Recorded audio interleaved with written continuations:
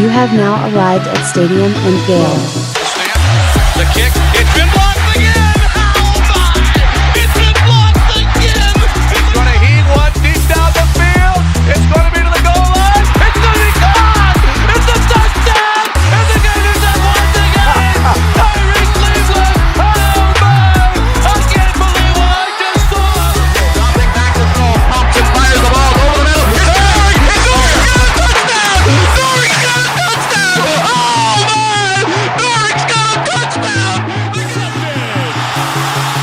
Ahmad Black, in his final game as a Gator, takes it all the way home and sends Urban out a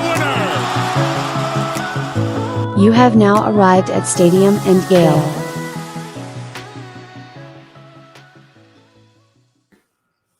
Pause. Born ready. Jeez, bro. It's a rough start for me today. This is a Nick in a Vegas terminal. I haven't been to showed up sleep today. I haven't been to sleep, Like I said, Nick in a Vegas terminal. bro. I'm in like, and I'm not tired yet. It's starting to hit me. It hit me early when we talked, but then I just took, some supplements, some vitamins that woke me back up a little bit. I'm gonna crash here soon as I get off this shit, but I haven't been to bed, dog. This is the premium YouTube content you get. This is the pre-show. That's right. This is why people subscribe to us on YouTube, so they get this There it is. You content. see my shitty, unhealthy sleeping habits I've been into the last 2 weeks. Now, NIL and business, bro. It's like I have butterflies at night, dog. I can't sleep. I be up No, like a go little ahead. giddy girl. Let's talk Just about got it a on the main show. boyfriend. What's up? I'm just gonna cut that, and you just say you just got a boyfriend. I use that No, don't do that. at an opportune time. No, that's what the streets been waiting on, Dan. Oh man! A legit All right. way to slander me. You ready? Ready? All right. Boys and girls, ladies and gents, welcome to another episode of Stadium and Gale. It's your favorite Uncle Silk. It's Dan. And Delatory. Nick, how you feeling, bro? Corey. You all right? Feeling better than you. Ran into Silk in Gainesville. And I feel like I made it out better than you did. I'm not a drinker. I'm starting to realize that like my drinking days, my good drinking days are behind me for sure. I was drinking my Bikini Body vodka sodas. Silk only drinks the drinks they give you in the smaller glasses. Some may refer to them as shots, but there was some tequila that was thrown See down. that? He's a Don Julio guy, right? That I asked for Don Julio, but Listen. When you're in Midtown, you don't get to pick and choose. You just get your well tequila and you call it a day. they didn't have the highest tequila they had was Patron. That was the top shelf. That was top shelf, and that made for a That's terrible wild. Sunday morning. But nonetheless, that night I felt great. The vibes was beautiful. My brother was in town kicking it with us. His first time in Gainesville as an adult. He went as a kid, so he hasn't been back. He's been in the military since we've been adults, so he hasn't been back here kicking it. So he had a great time. We hung out a little bit. Went to balls. There it is. We went Balls to was a balls. vibe. We went to balls because, of course, an unpopular establishment such as balls, plenty of room for us to walk on in. We tried to go to Salty. They were at capacity, Following the which law. makes I sense. like that place. Yeah. Which makes sense. I told Silk to sit down in the booth. He lasted Oh. 14 seconds in the booth because balls doesn't clean. Bro, Oh. I'm gonna tell you something. I understand you the point you was trying to get off, Nick, but that was wild having me sit in that chair. Like, Yeah. that was wild. I didn't inspect it. I don't think in the 4 years that I lived in Gainesville that I sat in a booth there one time. I don't trust Nick, bro. And after that, Gave him a bunch of tequila, made him sit in a booth and ball. like, yo, sit right. Yo, we're gonna sit right here. I sit down. I didn't sit. And the bottom seat was fine. Like the bench was fine. It was the back. My whole back got wet. I was like, all right, bro. Now I gotta go home and take a bath. Who knows what that was? That's probably 20, 30 years of greatness. I don't think that's it. If they haven't cleaned up in 20, 30 years, I gotta stop going. I may be a salty guy. Did that place look like it had ever been cleaned? That's a great point, Nick. It's a great point. The blender has to stop. That's fine. I'll be in Gainesville in a couple weeks, and Nick will be heading back to balls. We can certainly go to Salty. This is my thing: is I've never I've never had to put down another bar to talk about how great, my particular favorite bar is. The same way you've done the opposite, Right. I was gonna shout out the place that I'm going to take you, but we were talking about a sponsorship deal and we haven't gotten that yet, so there's no free publicity here for that other establishment. I tell you what, Nick knew everybody in there though. Like he knew the bouncer, he knew like all the patrons, but he just like, I guess we just go next door. You just stop there to say hi all the time. I think this is all a ruse. I think Nick is a big ball supporter. I think Nick goes to balls often, and he just wants to maintain like a cheer. his image. Everybody knows your name. That's how right. We walk there. Everybody's like, Nick. Yeah, that's a normie. That's a normie. That's me. Man, that's where you write all your articles at, right there in Balls. Hey, Balls doesn't have Wi-Fi. Come on. And I hope it never does. Yeah. Dan doesn't need his Balls Nights broadcast on Twitter. That's for sure. My parents are still very active followers of my Twitter accounts and my escapades there, so got to keep those limited. A lot of charges at the bookstore. But hey, Silk, you were up in Gainesville for a specific reason. I want to talk about that. Let's give a shout out to Greg Brunt real quick, and let's get into to a little bit about what we've got going on. If you need anything insured from the Panhandle to the Keys, visit bruntinsurance.com. Home, auto, life insurance, renter's insurance, business insurance, anything you may need insured, give Greg a call at 954-589-2204 or visit bruntinsurance.com for all your insurance coverage. Big coverage. Perfect. So Silk, we've got some exciting stuff that we're a part of, separate from Stadium and Gale as an entity, but we've got some exciting stuff that we've got working on with a couple of other Gators. All three of us are involved doing some work with some name, image, likeness things that are going to be coming down in the next couple of days. So stay tuned on Twitter, probably Thursday, maybe Friday. But Silk, want to talk specifically about you going up to Gainesville. You had the chance to sit down with a couple players and get to know them a little bit more. But talk to us a little bit about what you've got going on. Well, you kind of know, but to the audience, we're working with some former Gator athletes that put something together pretty special. I think it's pretty amazing and dope for all of our student athletes, not just the football players. I think it's going to be something groundbreaking. Darren Heitner just tweeted about it. He's doing the legals on it. So anybody that's freighting about any contracts, Gators take care of Gators. We got one of the best lawyers behind all of this. I just think it's something really dope. I got to kick it with DeJuan Black and my man Mahmoud Diabate this weekend. Very impressed by both of those gentlemen, man. We shot some quick content. It should be dropping later on this week. We're getting it edited down, but I enjoyed being back in Gainesville, man. I didn't go like all last year, the pandemic year, man. It felt like forever ago. Perfect. Well, I'm super excited. Like I said, stay tuned. But we're going to have an opportunity for fans and supporters to be up close and personal with current players, with former players. It's going to be a whole Gator Nation endeavor, and we're excited to be a part of it and to be part of the creative backbone of what we got going on. So stay tuned on Twitter. There's going to be a website launch. There's going to be a bunch of interviews, bunch of content that we're going to be putting out over the next couple of days. Again, separate from Stadium and Gale. So don't think that there's a connection there as much as it's Gator fans and Gator supporters and alumni getting together to support the University of Florida Athletic Department. So a lot of exciting stuff. The only involvement with Stadium and Gale is we're going to use our platform to help that initiative. Yep. So that's the only tie, but there's no business ties outside of it. It's just personal business that we're doing with them. Yeah. But I'm excited. Yeah, I'm super excited, and I'm excited to after see the where it news goes. break next week, we'll have more information and really lay this all out and have a real conversation about it. Absolutely. Well, let's break everything down that's happened over the last week. A lot of exciting stuff has happened for the Florida Gator football program. And coming up to our first game week against Florida Atlantic on Saturday, and we'll break that down a little bit more. But before we do that, a couple of notes. The Gators announced today, Dan Mullen did, that defensive tackle Tyrone Truesdale has transferred through the transfer portal from Auburn to Florida, a former 3-star recruit.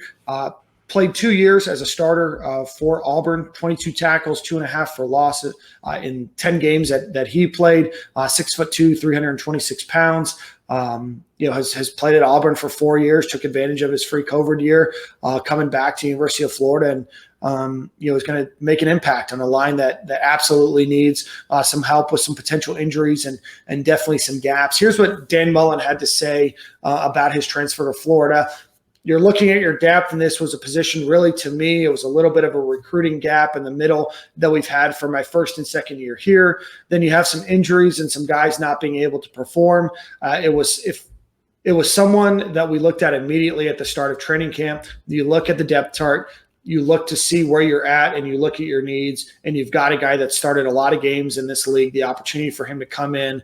And I know it's a late start, but it's a guy that started in the league. I think he's going to adapt real quick. It's our understanding that Tyron Truesdale will be available to play against FAU on Saturday. Should he play or not, I don't know, but he is. With that being said, guys, what are your thoughts on the transfer?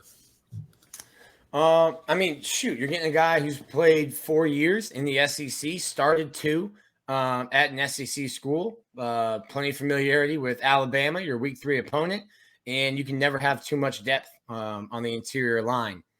That being said, you get to school 5 days early. I think it'll be helpful to have his former teammate Daquan Newkirk there to kind of speed him up on the terminology and stuff. When you're a big boy like that, I don't want to do too much. You got an A gap, you got a B gap, and you want to hit the guy holding the ball, whether it's the running back or the quarterback. So for a guy who already has 4 years of experience, do I think he plays like 45 snaps Saturday? No, but I think you'll see him kind of do it quickly. Yeah, I think it's a good get. We got some injured bodies, some players that won't be playing this week. What's up with Humphreys? Jalen Lee's got Jalen Lee, I'm sorry, high ankle sprain, so questionable this week. Right.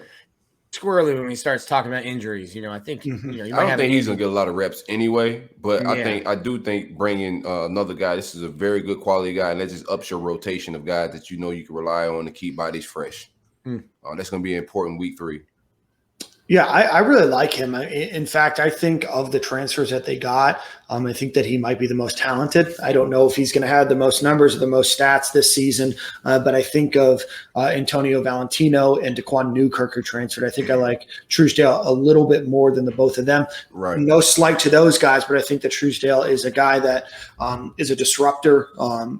His stats aren't going to necessarily prove, that he's this, potential All-American, but I think that he's a guy that comes in with ability. He comes in with confidence, and he comes with the ability to show what he can do at this league. You get a couple of games, FAU and USF, to work into the rotation, and I think that he's a very able-bodied person, and he makes that position group better, which is what we've always asked for when we've talked about transfers. Is you look at the whole of your group, you bring in one more, does that make your group better? And I think that he does, regardless of injuries. Right. Yeah, just interesting. I wonder why. So he entered the transfer portal before fall camp. So I just wonder why the delay on finding a location, especially if Dan said today he's a guy they initially looked at as soon as he was in the portal. Probably a class or something, right? No, I think he's graduated already. Yeah, he's graduated. He's going to be. Is he waiting on? I don't know. He's just waiting for an opportunity, right? So Nick, it's my understanding, I think you tweeted it, that it leaves Florida with 88 scholarship players right now. Mm-hmm. They're allowed to have 85, but because of the free COVID year, you have him, Rick Wells, and then what was the third name? Well, there's 5. I only tweeted 3, but I forgot about a couple of them. So there's Rick Wells, Stuart Reese, Gene DeLance, Jeremiah Moon, and I'm missing another one. And Truesdale. So that'd be you're 88 now. You drop those 5 because seniors who are taking advantage of the free COVID year can be on scholarship and not count against your 80. You're still at 83 by my count, but my math might not be right. That's what I got. Perfect. Again, a highly recruited kid. out of Georgia. I know that he had offers from a lot of top programs, came in, did well, in the SEC, and is going to come in and get the opportunity to earn playing time. Florida has, some real question marks. You have Daquan Newkirk, who, has some SEC playing time, played alongside Truesdale at Auburn. You have Antonio Valentino, who, did pretty well up at Penn State. You have Gervon Dexter, who, for all intents and purposes, is a potential athletic freak, still a sophomore, still growing into the game of football. And then after that, Jalen Humphreys, Jalen Lee, a lot of the folks behind Dante Lang, you have some question marks. I think bringing a guy like him, no harm, no foul. But like I said, I think he actually, makes the team better rather than just filling a spot. I mean there's no spot anyway. There's no bad spin on this, right? Like, right. Worst case, you got a body who's not counting against the 85 that doesn't play. Best case, you got a guy, who's all SEC first team. If I'm negative Nancy Gator fan, there's one. What's that? Y'all couldn't find a right tackle? That was a hell of a laugh, Nick. There's that fan. Some people don't want to celebrate anything. No, bro. Go through. So my tweet when I broke this story, there was like 6 or 7 of them. That's why I laughed. It was like they couldn't find a right tackle. Can he play offensive tackle? They're there. There's plenty of them. Yeah, for sure. That's a lane. The Gators grab Tyron Truesdale. Again, I think he's a guy that's going to make an impact, and again, similar or dissimilar to last season where Florida had to, rush right into SEC play. He gets a chance against, like I said, against FAU and USF to get some opportunity to get used to the system. Does this take, of course, this takes away snaps from Big Gravon, right? Well, we'll see. Newkirk's dealing with a groin injury, so will he be limited snaps week 1? And then you got to start figuring out, just how guys are playing and who you're playing.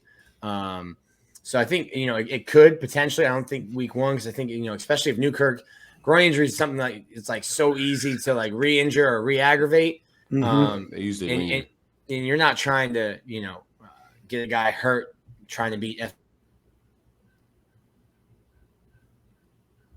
Kirk as much as you can.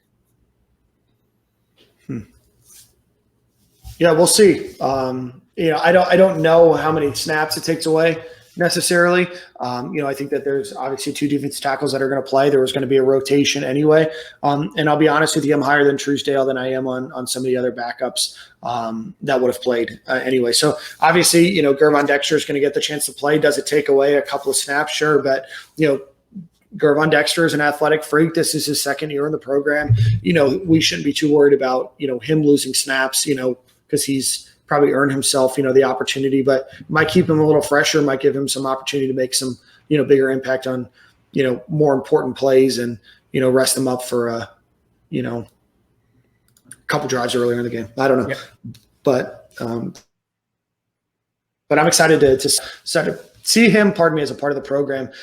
Today, the Gators also announced what they're calling a depth chart. It's what I call smoke and mirrors, but are you guys surprised before we get – well, let me just read left tackle to right tackle, then it's going to go tight end, running back, quarterback, and then the 3 wide receivers. Starting left tackle is Richard Garage, Ethan White, left guard, Kingsley at center, Stuart Reese at right guard, and Gene DeLance at right tackle. Corey Gamble's your starter at tight end. Then at rec, you either have Damian Pierce or Malik Davis. Then you have Emerons, Jacob Copeland, Trent Whittemore, and Justin Shorter. Any of the names?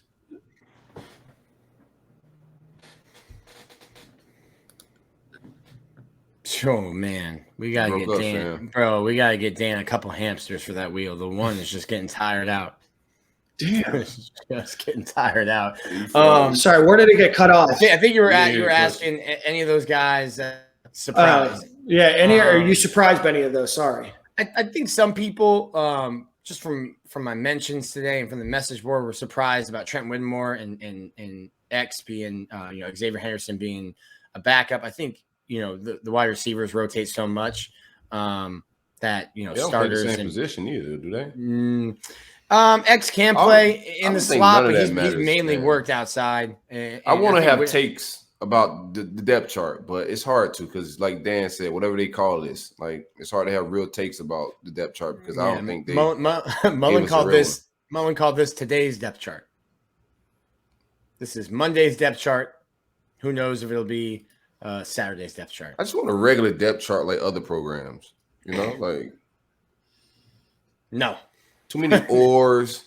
What do you mean oars? No, this is probably the fewest oars you've seen in a while, right? Yeah, this oar is not as bad as normal. I think we had like 13 with McAway in 1 year. I was shocked. I haven't heard a lot of buzz from or about Bernie this camp, so I was surprised to see that. But like, who knows if it's for real or if it's not? Yeah. I've been hearing a lot of Diabate in scrimmages and in camp, so that did catch me off guard a little bit, but I'm not taking it. I'm taking everything as a grain of salt, man. I can't take this depth chart serious. Why? Because Tyron Hopper's on it, and you know he'll be buried somewhere, hidden away. I'm trying to be nice. I think Bernie's really the only one. Well, let's talk. Hold on, before we do that, let's just talk about offense real quick. And before we, let's stick on offense real quick. Garage, Ethan White, and Kingsley. That's kind of what we expected, right? Stuart Reese and Gene DeLance expected, but there it is in black and white, right? Kamori Gamble, does that surprise you guys over Keon Zipper? Or is that what you expected? No, I thought that'd be the one too. Yeah, he's the oldest, so that's what I expected. It's like a monarchy. The starter is your oldest son, and then you move down after that. Yeah. Then Damian Pierce or Malik Davis and then Naquan Wright. Any surprise? Pardon me. Any surprise there? It's the monarchy. The oldest is a starter, and then you move on down. And Dan Mullen was not having my question. I was like, "Hey, first couple games." He ain't never having your questions, Nick. Stop that. I can see that. He ain't never feeling you, bro. Pause. No. He's never really liking your vibe. Whose vibe does he like? That's a good question. Edgar? Oh, Hevesy likes Edgar because Edgar was around. Edgar don't like Edgar. Edgar was around for the urban years. But I tried to ask about Bowman and Lingard. I'm like, hey, what Edgar we talking about? Thompson, my guy Edgar. No Edgar slander in front of me. My bad. I thought you were talking about somebody else. So I tried to ask. I was like, hey, you've got 3 older guys listed on the depth chart. How important is it to get Bowman and Lingard some reps, guys who have barely touched the ball, barely played, college football, meaningful reps. And he said, we'll see how the game goes. And that was the reaction from me. Just like, okay, that's it.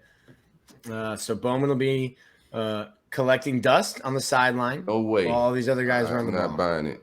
That's what I'm saying. I'm just going to take that. I'm not taking that serious. You got to get the ball in Bowman's hands. You can't have weapons like that just vibe a whole season on the bench, that explosive.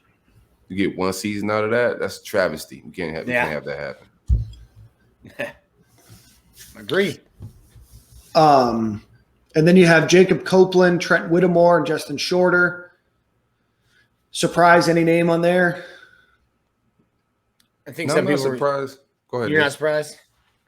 I think I mentioned it earlier, but I think some people are surprised that X isn't starting. I think the wide receivers can move around, will interchange so much. Whittemore had X and Shorter is too much alike, right?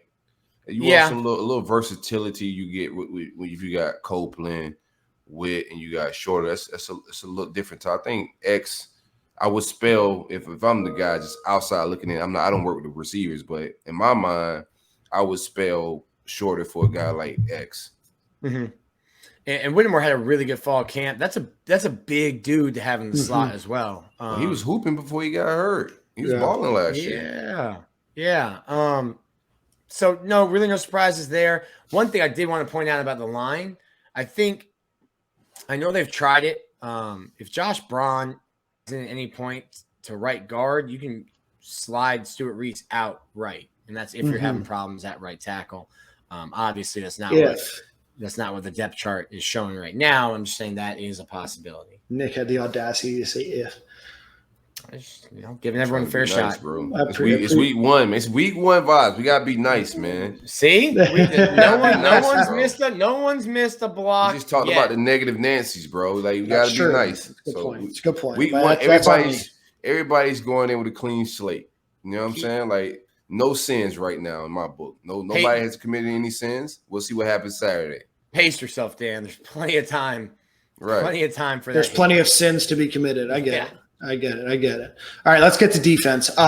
Zachary Carter, defensive end. Antonio Valentino, Daquan Newkirk, and then either Brenton Cox or Jeremiah Moon at the Buck. Any surprises there? I think no. I think that's exactly what I would have predicted. Obviously, Jalen Lee, I don't think he's going to play. Right. So, probably scratch that name off of that list. And then you go down to like a Lamar Goods, who's next there. Or, is it Truesdale that falls into there at that backup DT spot? Yeah, so let me say that. It's Zach Carter, and then behind him it's Princely Uman-Milan or Dante Zandris, who is formerly Dante Lang. That's my fault for not knowing that he changed his name. Antonio Valentino and Gervon Dexter backing him up. Daquan Newkirk backed up by Jalen Lee, and then Brenton Cox or Jeremiah Moon backed up by Chris Bogle at the Buck. I know that there's some injuries there, so I know that all of those names you will definitely not see at least one, if not maybe two. Right? So obviously Truesdale's not on there, but yeah, no surprises to me. And then again with Brenton Cox with the ankle, it's FAU, it's USF. You got Bama week 3. Don't need to push him too much. See if Jeremiah Moon's healthy. And then one of my bold predictions. Let me get Chris Bogle in the game because I need some sacks to help my story that I wrote on Sunday. Hold on, they got Moon ahead of Bogle. Yeah, they've got Brenton Cox and Moon. Yeah. I get Brenton Cox, but I'm not taking this serious. At linebacker, you have Ventrell Miller backed up by Mahmoud Diabate. Then you have Amari Burney starting over Tyron Hopper at the other linebacker position. A name that you don't see on there, Derek Wingo. Nope. All right, guys, let's play a little buy or sell here. Who gets more playing time between Amari Burney or Tyron Hopper against FAU? Amari Burney. I sure hope not. I'm gonna go with Hopper. Nothing against him. I want to see Hopper. I'm gonna go Hopper. I'm not buying this depth chart. And why are we going? I think Diabate should be the starter there. Thank you. So you would have Miller and Diabate with Burney and Hopper, the general, and Wingo. I would agree. I don't think that you see Ventrell Miller and Amari Burney out there often together. I think that you're going to see a lot of Diabate. I think you're going to see a lot of Hopper, and I think that you're going to see Derek Wingo in there as well. I think that Florida's deep there. I think that Ventrell Miller is going to get your most snaps, obviously a linebacker, but I think outside of that, I don't buy Amari Burney getting more snaps than Mahmoud Diabate or Tyron Hopper. I just don't. I don't see it. I mean, I think that the other guys are too talented. I think that they make bigger impacts, and I think that they affect the game more. I think that Amari Burney is a fine player. He struggled with his position, but I think at the end of the day, you've got better linebackers backing up Amari Burney. And I don't want to be rude saying that, but I think the other guys are bigger impact players. I think that's all that needs to be said about that, Dan. The silence is deafening. All right. At defensive back, you have Kyer Elam backed up by Jason Marshall. You have Avery Helm backed up by Elijah Blades. You've got Trey Dean backed up by Mordecai McDaniel.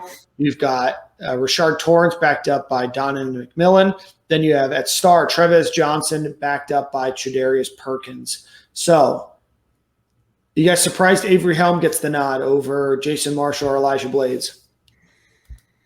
No, I think, yeah. I think he's older. I think that was the move immediately after Jaden Hill was hurt, and it would have taken Jason Marshall really taking over.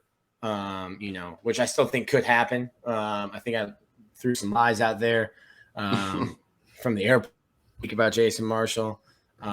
So it could happen. But I'm excited to see Avery. So I think he tore his ACL like his junior year of high school. Really didn't play last year. I think his first game action was the Cotton Bowl.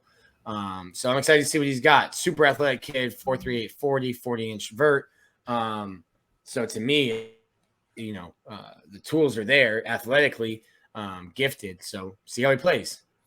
Yeah, from what I was hearing, they just concerned about Marshall has all the ability. They're concerned, freshman, mental lapse and things like that. Physically, he can do everything, but they want to see him be able to hold his own. They can bring him on a little slow. I think Avery can hold his own against FAU. Yeah. I think he can play football a little bit. I think people are pretty high on Avery Helm inside the program. I think that, he's a guy that didn't have a super hyped up recruitment. Track guy, fast. I think he committed kind of at a random time with a lot of other stuff going on. Guys too, because he's from Texas. Sometimes those guys that are from out of state and then don't do a hat dance, don't commit, decommit, recommit. Sometimes those guys just they become an afterthought. Yeah, because it's from a school you've probably not heard of, and a city that you probably don't live in, right? So I know the program's really excited about Avery Helm, which is obviously a good problem to have, for the Florida Gators. Let's jump down to gets the nod with Jadarius Perkins backing up. Obviously, this is a position that we've been talking a lot about. DeJuan Black's name isn't mentioned on this depth chart. So Travis Johnson, Jadarius Perkins, DeJuan Black thrown in there as well. How do you guys think those snaps shake out over the first couple games? So you just had charcuterie with DeJuan. I don't want to give away too much sauce. First off, great touch. Not being a meat eater, bringing the charcuterie board for others. Great touch on your part. You got to think about the aesthetics. I'm still waiting for you to try to say it, though. What? Charcuterie? Yeah, that works. Ooh. Come on, man. My brother's a chef. You don't think I can say that? He said you couldn't say it when you bought it. Yeah, he's right. DeJuan thinks he said Trevez is the guy at Star. He's primarily at the Star. He was honest with me. He said he think he's ready, but he does have mental lapse of being used to playing linebacker, and now he's a DB. So sometimes he hear the read and he'll do the linebacker read instead of the DB read, just out of old habits or whatnot. So he's readjusting to DB again, but by mid-season, man, you're gonna see him get a lot more snaps. I think it's Trevez, and after Trevez, I'm not gonna pay a whole lot of attention to the depth chart. Okay, perfect. And then since we're not paying a whole lot of attention to the depth chart, let's talk about it a little bit more. Spend a whole lot of time on it, but Trey Dean, Rashard Torrance, we talked about that last week. We knew that those were going to be the starters. Mordecai McDaniel, Donovan McMillan. I think that Mordecai McDaniel gets, probably more snaps than people think. I know the program's really high on him. Athletic player, played a bit last year as well. Highly recruited guy, but again, one of those under the radar, didn't really make a huge scene about his commitment, stuck with the Gators. And, I think the Gators have a good, long-term starter, probably starting next year in him. Let's jump into the good stuff. I asked, real quick, I did ask Mahmoud Diabate, who was surprised him this camp and really just being a dog out there. And he said Kingsley. He said Kingsley's been very impressive. As a linebacker center about a center, that made me feel good. You know what I'm saying? I think it was Ethan White. Ethan White said he might be the strongest dude on the team. And I mean, like Damian Pierce is benching 450, squatting 790. Didn't Antonio Valentino say the same thing about Kingsley? Something similar? Maybe. I can't remember who. Maybe it was him. It was we talked to 7 players, maybe have gotten mixed up throughout camp. But yeah, someone did say that Kingsley might be the strongest dude on the team. Yeah, I've heard a lot of really good things about him. Just, that's an important position, right? Center is not just guarding against the defensive tackle or the linebacker. You're also making calls and helping with reads. So a very important position for the Gators there. All right, Nick, let's get into what you enjoy, but we're going to save that last. Long snapper Marco Ortiz, backed up by former 6-star long snapper Rocco Underwood. At kick returner, you have Jacob Copeland or Jamarcus Weston backed up by Xavier Henderson. Let's just stop there. Are you guys surprised Jacob Copeland or Jamarcus Weston is your kick returner and Xavier Henderson? No, straight line speed Yep. with Cope and with Weston and with Henderson. I don't want to talk bad about him. I'm just wondering though, like, where's Finley Graham? Like, if he's not doing one of these, then what are you doing with him on his scholarship? Because he's not going to start at safety over the guys you have. So if he's not making an impact on special teams, then what are you doing with him? I'm wanting you to my Finley Graham on kickoff return. Put Bowman back there. No. Bowman's a redshirt freshman. He has to wait his time. That's right, my bad. Oh, that's a good point. Finley Graham, the same player you were just pumping the tires. I was also a redshirt freshman, but Listen, man, this is Nick show. I'm getting sick and tired of you calling out my lies in real time. At least wait until Tuesday. Nick's podcast effort is like, whose line is it anyway? You know, the points don't matter. He has some great points until we like examine them. You got to say it with your chest. That's what I do. You say it with so much conviction, bro. I be believing you, and then we look at the science of it and we're like, nah, Nick, it doesn't work like that. This needs to be like around the horn. I need to have a button to mute Dan. So like when I'm getting ready to lie, I just mute Dan, and I'll just get through it, and then I'll unmute him. Fortunately, I have the ability to mute Nick, so that's an enjoyable feature that I have here. Devastating. Devastating, right? All right, at punt returner, you have Kyer Elam backed up by Jacob Copeland. I'm going to get this out of the way. I mean, I think that they think that Kyer Elam and Jacob Copeland have very sure hands. That's a very tough position to be in, and I think that Dan Mullen has not. Why you treat my dog like that, Dan? You don't think my dog can return one? No, I do. But I also think that 95% of what he's going to do is fair catch. And I think that – Try my dog. He going to return them things, Dan. Tell him. All right. Well. Tell you what I'm hearing.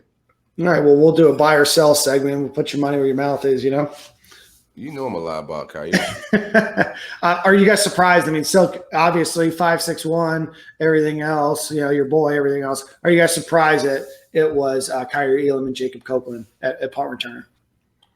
I'm not extremely mad at Copeland, but I was surprised about Kyer. I mean, I ain't mad at it either, but that was shocking. Because even if you just want a fair catch, you put a receiver right there, right? Yeah. I don't know, because, like, I forget who it was. It was McElwain put Vern back there literally just to fair catch the ball. I don't think Vern had one single return. It was like, I trust you to know where you are in the field, to either let it bounce to go into the end zone or to make a fair catch. Yeah, I don't like that safe. I don't like safe play like that. That's safe. But Freddie Swain was kind of safe, right? I mean, everybody thought that he was safe when you put him back there, and he had some returns, right? Out. He overachieved at returning. I would say that. But I don't think he should have been the guy that was back there at the time. I think it was a safe play. He just made it happen. He was productive at it. But it was a safe play. And I think punt returns is an opportunity to go score. Maybe kickoff return, they're not going to be bringing it out the end zone all the time. But punt return is a play. You know what I'm saying? Like, get a player in space with the ball, let him do something. Well, let me throw you the line. I don't want a fair catch. Over under 4 punt return touchdowns for Kyer Elam. Oh, come on, you got to at least make it like reasonable, Nick. You say 4 punt return touchdowns? 4 punt return touchdowns. He's got money. He's got money to spend. I'm so glad that I set the docket for this show. It's just utter nonsense. I sell that. 4 punt returns. Yeah, I'm gonna go for that. Listen, he's been buying everything. I was trying to set it high. Jeez Louise. I'm excited. It's game week. You think he gets 1? Buy or sell 1 that he returns 1 for 6? You selling him returning 1? Yeah, because he's going to be there at fair catch. Oh, you little faith. He's back there with marching orders to throw his hand in the air and catch the ball and get the offense back on the field. But he's from the 5.61, man. We ain't just taking orders. If he was from the 9.54, I would have left the number at 4, and I would have taken the over. But he's from a little north of that. He's just been lying again on the show. That's all. Well, Dan's not calling me also his area code. I just got to cater my lies to Dan now. Oh, man. All right. At holder, Jeremy Crawshaw, backed up by Jace Chrisman. At punter, Jeremy Crawshaw, backed up by Jace Christman. By the way, let me just get into this. Nick, you've been around the team. Is Jeremy Crawshaw the funniest guy on the team, or is it just because he's Australian with an accent that makes him so funny? Maybe both. I think so. He's got a good personality. You got a lot of time. I'm hoping to get him for media soon. I got to ask him how that Italian class is going. The videos they're putting out of him. He's very funny. I got a whole story to write about Australian slang. I got a bunch of stories that no one's going to read that I'm very interested about. I'm definitely not reading about Australian slang. I just need you to click the link. What they talking about over Just there. click the link. You don't have to read it. Click the link. Hit refresh. Nick has found the oddest lane, to die on. The oddest hill to die on. Nick loves himself some punters. All right. Nobody wants to know about Australian slang. I'm gonna tell you that right now. No, until I write it. Maybe you do. That's true. I'm gonna read it now. See? It's interesting. Foster's is slang? No, it's Australian beer. Oh, I thought you were just slang. I was like, yo, it's a beer. Nick's like Outback Steakhouse. Bloomin' onion. Oh my gosh. Did you guys know that the guys that started Outback based it off of them watching Crocodile Dundee? Not a research trip to Australia. No. Yeah. No. They just want to start a steakhouse and they were like, how can we make it different? Yeah. It's just a wild little fun fact for you guys. Genius. Place kicker in kickoff, the only two besides running back where you have an or at the starter. You get a transfer from Mississippi State, one of the highest scoring players in Mississippi State history, which I don't think is super hard, but he's one of those guys. Transfers in, plays under Dan Mullen, I think for one season at Mississippi State, battling a walk-on. Nick, you surprised? Jace Christman is going to be the kicker. So Dan can put, or Silk. You got all the kicker tee? Dan, I got the kicker tee. Dan could put, or Nick Delatorre next to it. And I think Jace Crispin is going to be, your kicker during the season. All right. Well, way to set your way to, you know what, Nick, I'm glad that you took a stand finally, Yes. I'm just glad that you took that stand here. Trying to see if there's anybody else. Obviously, Jaden Hill is out for the season. Kamar Wilcoxon also not on this depth chart, a guy that we talked about at the star position, a guy that will also likely not be playing this season due to injury. He has tweeted an Instagram or put out an Instagram photo that I believe says the same. So we wish, obviously, a healthy and safe recovery to both of those guys. So with that being said, boys, before we move on, any other topics you want to talk about on the depth chart? I'm concerned about Wingo's development. I'm going to go ahead and throw that out there. He's been moving around quite a bit. They haven't really found a position for him. And then I only even see him on the depth chart. It's a little goofy to me. High-profile kid, very athletic, doing somersaults and flips like a gymnastic 60-pound chick. We got to find a way to get those athletes on the field. We just shelving these guys. Now, say we get Wingo on the field next year, right? And he's just this stud, right? He has this incredible year. He's gone. Mm-hmm. We all going to look back like, man, we had that guy 1 year. Like, why was he on the bench? And he may not do anything, but I just think when we bring these highly recruited prospects in like Hopper, Wingo, it don't take other programs that long to put them on the field.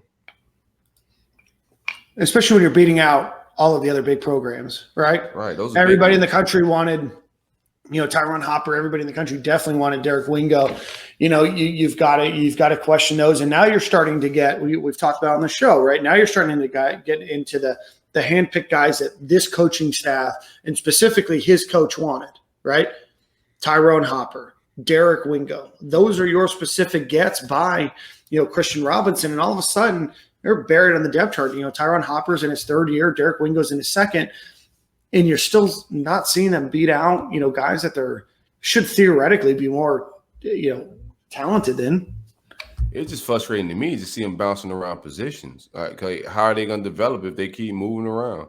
And he's a guy he's primarily just like a pass rusher at St. Thomas, wasn't he? Not like a Mike linebacker or anything. So he's thinking too much. You gotta just let him go see ball, get ball until he understands the defense a little bit. I don't want to tell these guys how to coach, but I just think of course these guys should be. I mean, a little bit. I want to tell them, but I think these guys need to see the field earlier, man. And I know that Wingo last year. I mean, obviously last year was weird because of COVID, but when Florida got back from A&M and like those COVID tests started racking up, like Wingo was learning all 3 linebacker positions. So he comes from basically just like at St. Thomas or saying go get the quarterback to learning a bigger playbook in 3 different positions. So I mean, your head's probably spinning at that point. I think you just got to figure out one, let him get there, let him develop, let him learn, and stop trying to move them around, shuffle them around. Yeah. Where do you guys think the Florida's more talented, on the defensive line or at linebacker? Defensive line. I would say defensive line. If you're including, it depends on where you include Buck, because you got so many guys at Buck. Is Buck a linebacker? Or you're including that as like an edge rusher, which like a hybrid D line. Wherever you swing Buck, I think that's your answer. Okay. Yeah, I like that. All right, boys, anything else on the depth chart before we move on to the Gators' latest commitment that they got? Good. So hated it. Yeah, it's all smoke and mirrors. I mean, at the end of the day, I think the opinion of this podcast that we'll punt out there is that, that being listed as a starter doesn't necessarily mean that you're going to get the most reps, that there's some players that are injured. There's probably some guys that are, going to play more that aren't listed on the depth chart than some of the guys that are listed on the depth chart that may be considered third string. This is a lot of just, again, I hate to use the phrase smoke and mirrors, but it really truly is. Don't get too worked up about it. Yeah. Yeah, I mean, Dan Mullen kind of expressed the same thing. Like, he said it before he dropped the depth chart and after he dropped the depth chart. Like, it's the depth chart for today, so I'm not going to take it serious. Some of them spots still like draw some concern for me because there's a few positions we all want to see some change at, and it's a lot more of the same when you see it. So I get the frustration from the fans because people want to see something different. Yeah, like they want to see some movement and seeing those same guys come out there. But everything's it's a different offense, so we'll see what's up. Absolutely. All right, boys, let's get into the Gators grabbing a commitment from Aaron Gates, 6'1", 180-pound athlete, likely going to play defensive back at the University of Florida from Trinity Christian in Sharpsburg, Georgia. So the Gators grab him. I'm just going to pull up his highlight film here to share on the screen here. But boys, what are your thoughts on Aaron Gates? And let's start with Silk action because I know he has some probably more formulated thoughts than Nick. Formulated thought. I think this is a very good get. Very athletic kid, really big for the year he's in. Plays off ball, could play press. Just a ball hawk. Go and get the ball out of the air. I think it's a real good get. People get caught up in the stars, but this kid's far ways out, man. This kid's definitely gonna be a 4-star around the 92 range. He's gonna be graded pretty high. Great athlete, man. This is what you want out of a DB. I think he plays corner. He plays both ways. I think he plays corner. They're recruiting him at DB, and I think he plays DB on the next level. Good get by the staff. Shout out to Jules. Nick, any thoughts? I don't know what they're doing in the 2022 class, but 2023, it seems like they're cooking, cleaning up right now. So maybe just waving the white flag on 22 and going all in on 23. But yeah, I think everything Silk just said. He looks like a really athletic kid. And then if you start looking at the depth chart, obviously Kyer is going to be gone. Jason Marshall will be going into his junior year when Gates gets to campus. So, this is probably a position, at DB where you're going to need to get some guys in this class. Yeah, he's a guy that when I watched his highlight tape, and you would have just seen it if you're watching on YouTube, he's a guy that I think spies the quarterback really well and makes really instinctive movements. He's fast.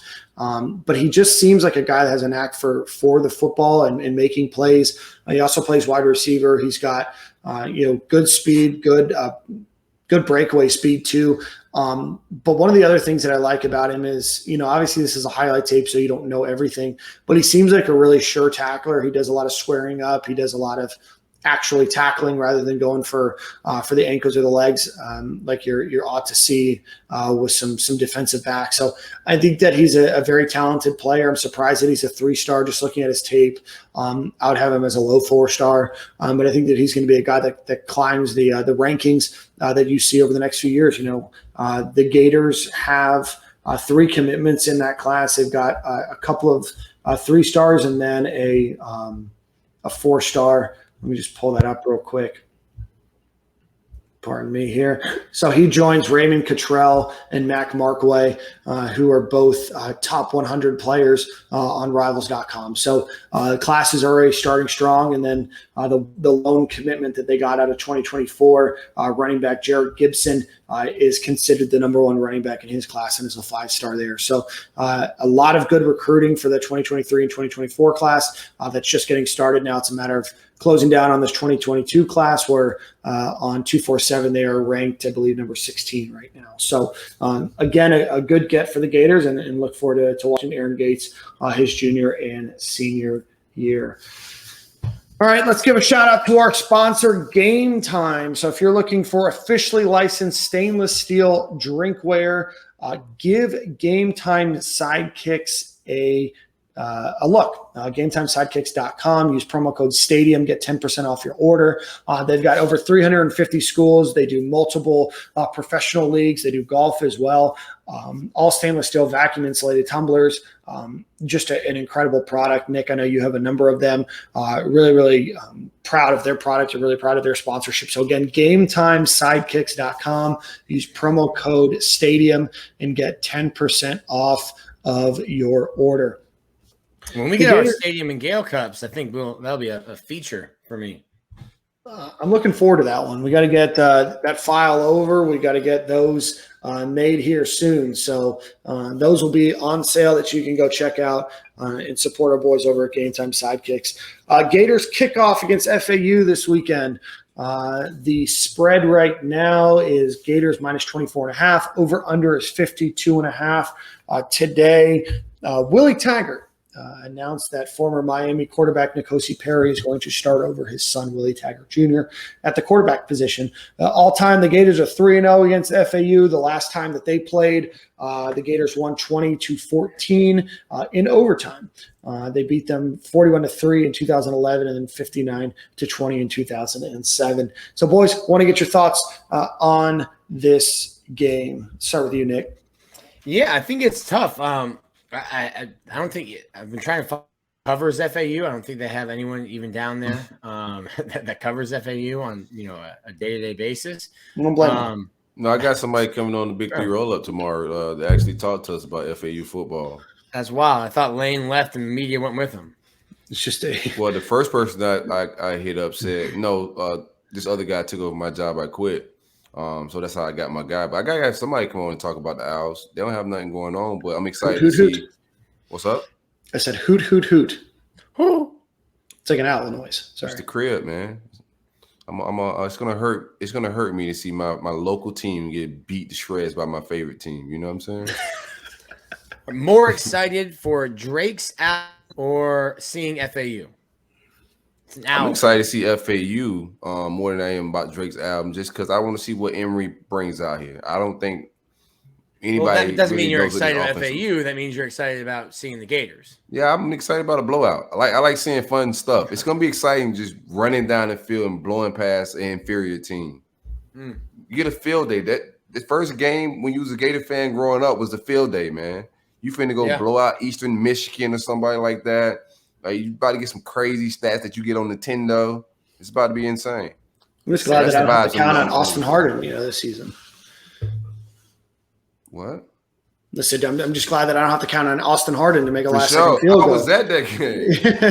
Silk went to that game thinking that the Gators are going to roll like 63-14. All of a sudden, he's got himself a nail biter at the end. My wife's asking all these questions, like, what happened to the white quarterback? Baby took steroids or something. I can't explain this right now. I just want to beat FAU. Just not now. Not right not now. the time. I'll never forget. I was at a friend of mine's wedding, and we were watching that because, 7 hours before the wedding actually started, we all go meet at a bar thinking the game would be over in the first quarter. And there we all are, like, late to our photos because none of us have gotten dressed because we're hoping that Austin Harden, can get his act together for 9.5 seconds. And sure enough, he proved us all wrong. That was a frustrating day of my life. Like, I'll tell you unnecessarily. I'll tell you, that game was frustrating. The Furman game a few years before, maybe the year before that was a frustrating game. What was the Jelani Jenkins block punt return? What game was that? Went to extras. I'm in baseball mode. Went to overtime. Is that Furman or was it Louisiana Lafayette maybe? I think it was Louisiana Lafayette. Yeah, it was ULL. The Furman game was when they went down like 21-7 in like the first quarter. So Florida was, as Will Muschamp likes to say, was a game away from the national championship in 2012, and then I came on the beat in 2013, and boy, I've covered some bad football. I've covered some bad. It might be me. Corey might need to fire me and get me out of town. I covered 2 4-8 seasons as well. Woo! But I made it. Like, I have this talent. I made it feel like we won national championships that year because I'm just that obnoxious. But yeah, I survived the Big 3 roll up, man, with 2 4-8 seasons. Imagine that's rough. That's rough. And you had Newberg with the Jameis years while you're trying to stand in the paint. No, I didn't get any Jameis years. Oh, I'm at the tail end. Yeah. Yeah, he got him when he would consistently ask who the second best program in the state of Florida was, only for them to. Oh, it's definitely not your internet. Nah, that was good too. You got whatever you said again, bro. That was good. Yeah. It looks like you're on the way. I said that Silk had to deal with Newberg asking every guest who the second best team in Florida was, only for them to go under 500 that year. And he set the curse. They haven't been the same since he started at who the second best. They're like the 5th best in the state. Yeah, I mean we're wondering right now who the second best team in Florida is. It might be St. Thomas Aquinas. Yeah, which has a couple of players on the FAU Owls. I think the long snapper is a Raider.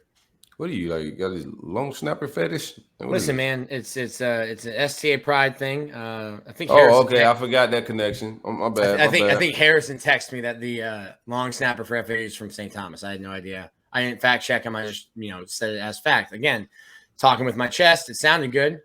I don't know why you're calling me out. Nah, you're a special teams kind of guy. So, yes, sir.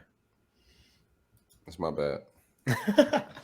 Let's see a couple players to be on the lookout for. Johnny Ford, transfer from USF, is going to be the starting running back for them. Sits at only 5'5", which in my opinion is quite short for a Division I running back. But again, that's considered their most electric player. That's short for anything. Yeah. It's more like an equestrian team type of guy, Yeah, Yeah, and then Zion Gilbert is a preseason All-Conference USA pick at defensive back. Had a couple interceptions last year. FAU had I think an okay scoring defense last year. Absolutely atrocious on offense, and Willie Taggart is their head coach. So I wouldn't imagine a level of competence improving year over year. But here we find ourselves. Willie Taggart, former Florida State coach, never got the chance to make it to Gainesville during his tenure at Florida State. Fired before that game. Yep. Do you guys think that the Gators will beat FAU by more points on Saturday, or they would have beat them by more points 2 seasons ago if he was the head coach at FSU? That's a hell of a hypothetical question. Yeah, that might be a tie, though. It's hard to choose. I'm going to go more versus FSU because I think Trask was kind of just getting into the role there, and Dan's kind of got that urban in him where it's a rivalry game. I'll try to score 75, where I think if you're up 30 points game 1 versus FAU, you're not necessarily taking your foot off the gas, but you're putting other people in. Yeah. Yeah. Well, so Nick, what do you, let's go through some score predictions. And what do you, the over under 52.5, Gators 24.5. Do you think the Gators cover? Do you have it over under? Or if you want to go score prediction? I honestly think FAU might be a tougher game than USF next week. I will say Florida covers. And I want to go Florida in the under. Like, I don't think FAU scores more than like 10, and Florida scores somewhere in the 30s, high 30s. Okay. So you have the under. Okay. Florida covers and under. Yeah, Florida covers and under. All right. Silk, what about you? Yeah, we covering. You know I go big, man. Pause. No, Boosie said you gonna do it big then. Sure, he sure did. Over under 52.5. That definitely sounds like something Boosie would say, you know? That's a nice ad lib. He sure did. You have a score prediction, Silk? Just big points? I'm gonna go score prediction. I'm back in Burgerland, man. It's that time of the year, Dan. Dan's Burgers? Do we need to bring Dan's Burger shirts back? Burger making Dan. Dan. Back at it again. You know the vibes, man. Give me about 48 of them things. I'll take 48 of them things. I think Grantham is with the shits, man. They get 10. Okay. That's 24 double cheeseburgers if we keep scoring home. Hey, man. Yeah. It sure is. What was your score prediction, Nicholas? Yeah, I don't think he had one. He's not. I gave myself a wide range. I said high 30s to 10. So I gave myself anywhere from 35 to 39. That's weak for sure. I don't think 35 would be considered a high number. 36 I believe that would be considered a mid number. Listen, I'm going to go as low as I can, and I'll start inching up until you stop calling me out for it. If we don't hit the 40s, yeah, the timeline definitely going. Somebody got fired if we didn't hit 40. Somebody, some win a little. Or some quarterbacks getting benched for another quarterback. I just know it already. I know the tweets. I know that they're sitting in drafts. I know some gifts are ready to be dropped. Put Del Rio in. I'm sick of this. Yeah. I'm going to see some AR-15 like scopes out there. I'm going to see all sorts of stuff out there. All right. So, all right, let's see. I have the Gators winning. I'm going to go with 45-13. I'm going to go with 45-17. I think that FAU scores late. I'm just a quick adjustment there. 45-17. Gators run away. It's one of those scores that they add on, something late and weird there. But we go as we go. So is it a fire tide Grantham 14, or is it like no one even cared about that last touchdown? Like it was 10. You can't fire nobody for 14 points. Listen, they fired Grantham. Grantham's already fired. Gators Twitter would find a way to fire somebody for just about anything. They're a little unhinged. I get it, but in real life, like who's gonna sit around on a Saturday afternoon and fire a guy that just gave up 14 points? Gators Twitter. You're right. My bad. Yeah, it's just tripping. Yeah. All right, let's get in. We got two special guests today. We've got Miller, famously of the Duke's Mayonnaise Bowl Twitter account, who's not fond of high fashion Hawaiian. We also have Chris Doering joining the show today, both for brief stop-ins. Real quick, before we do get out of like all of this football, Jaheim Singletary, which is like very important recruitment advice. He's formerly committed to Ohio State. He's visiting with the whole family in town this weekend, so that is some noteworthy recruiting information.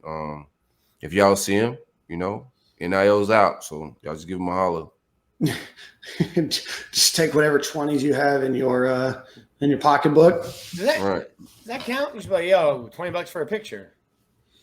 I don't see why not. I don't know how this stuff works. If you don't have an attorney present, where's he from? Because FHSAA I'm not Darren Heitner, so I don't want to tell kids what to do. But come on, y'all see him, at least say hi. Is what I'm saying.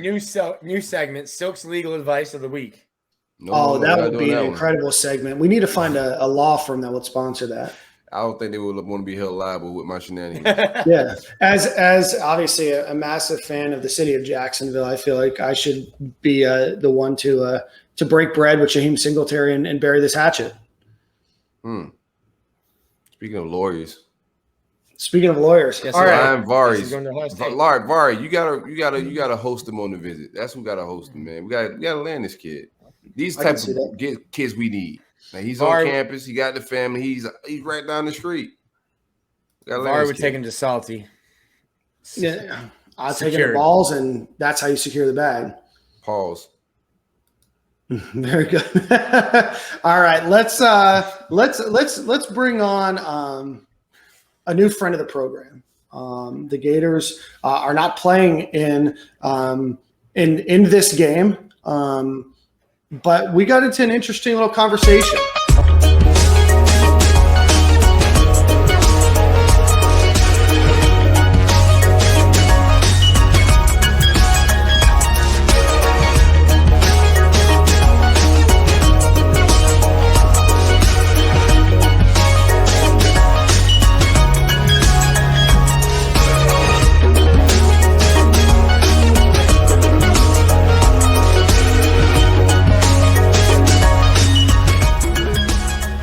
Twitter, I believe it was last Tuesday.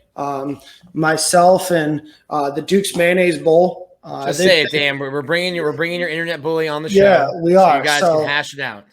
So Duke's Mayo put out a fascinating tweet. And if you know my long history, you know my despise of mayonnaise. I think that it's gross. I truly do. I don't like it. I don't like it on anything.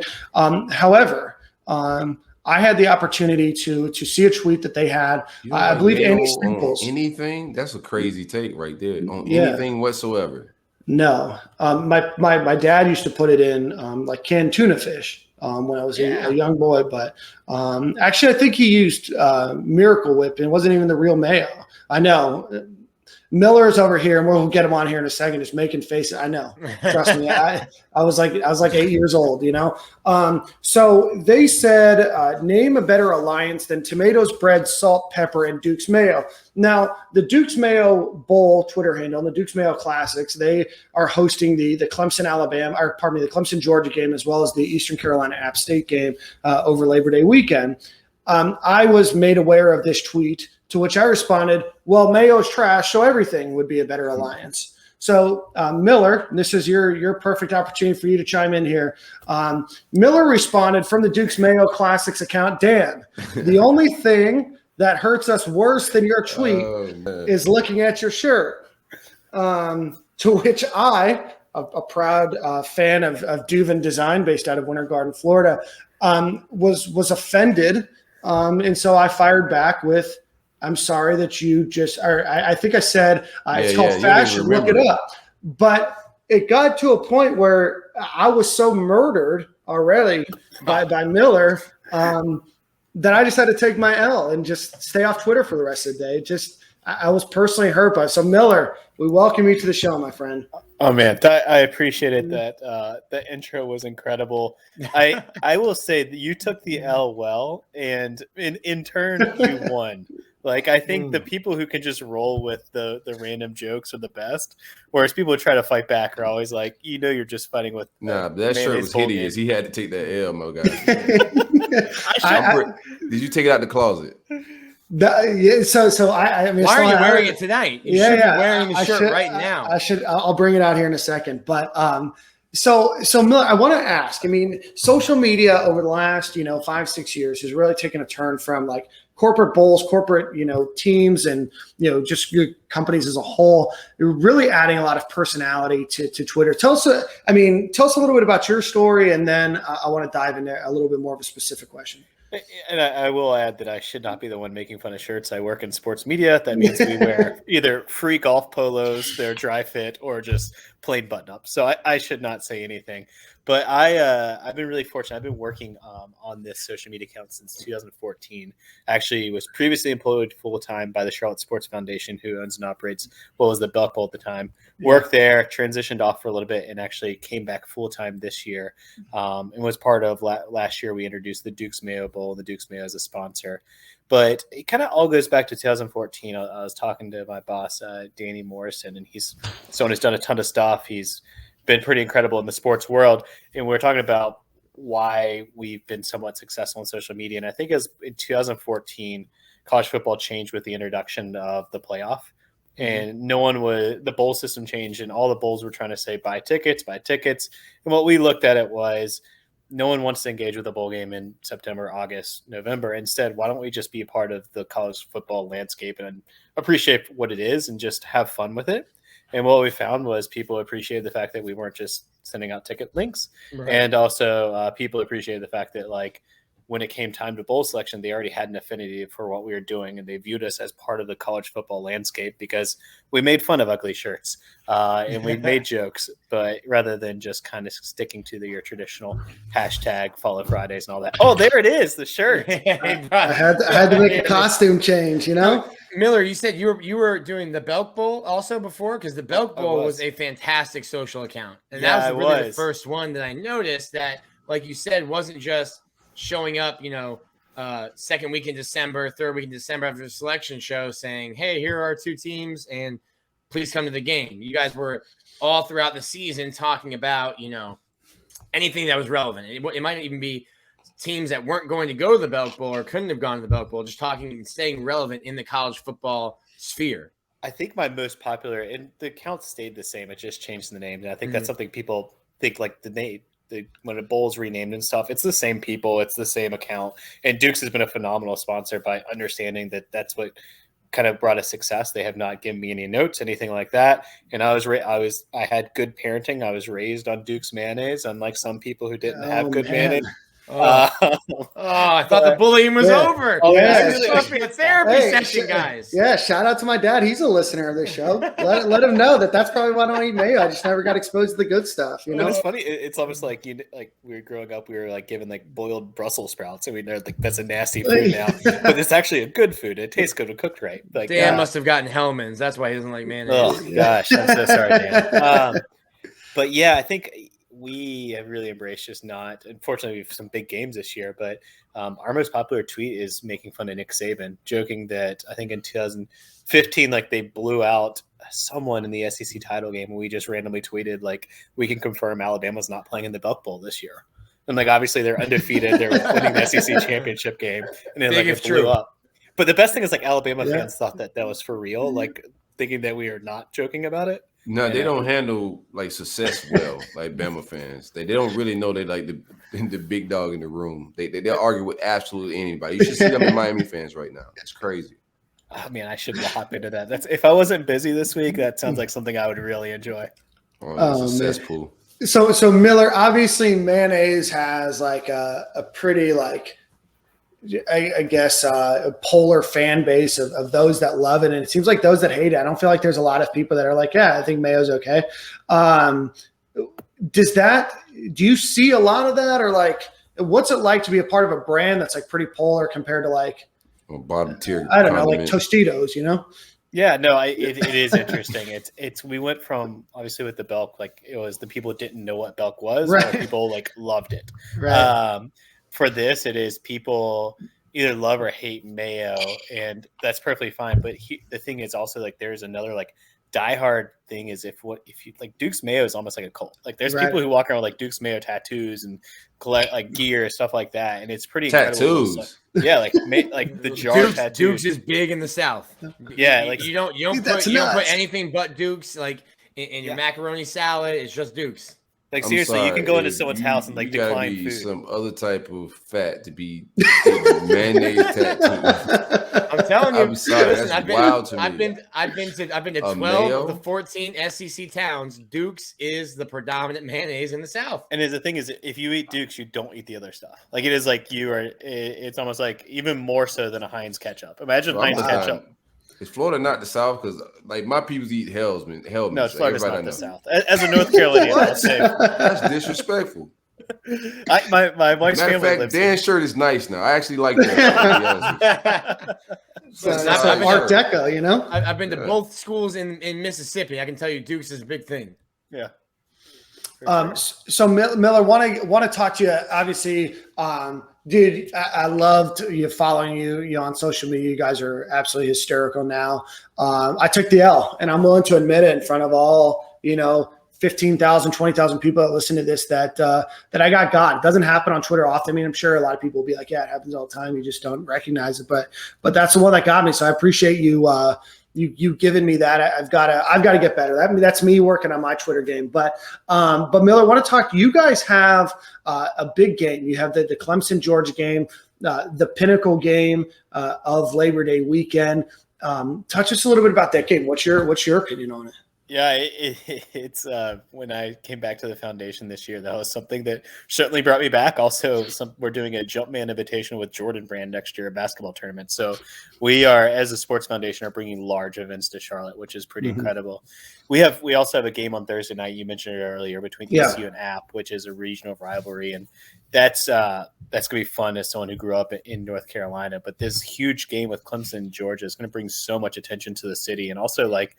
I think it is probably the most captivating kickoff game I could think of in a while. Yeah. Certainly there's been other matchups like this close in ranking, but I think in terms of these two teams are very similar and also not separated by very far like geography.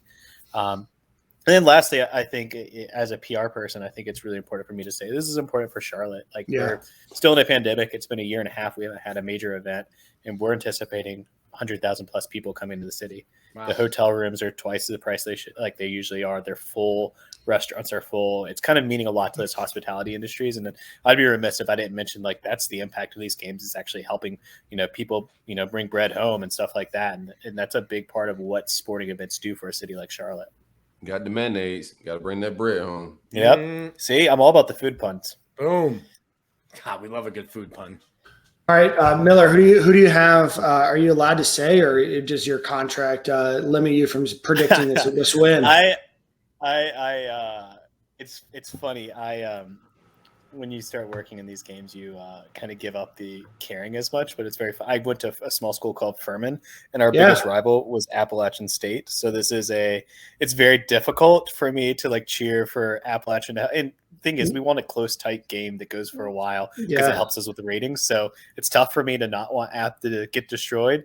And then I have a graduate degree from Clemson, so I always want, my grandparents keep asking me, do you want Clemson to win big? I was like, I just want a close game, potentially overtime. And we want good TV ratings. And that's all right. I'll say. I just want everybody to have fun.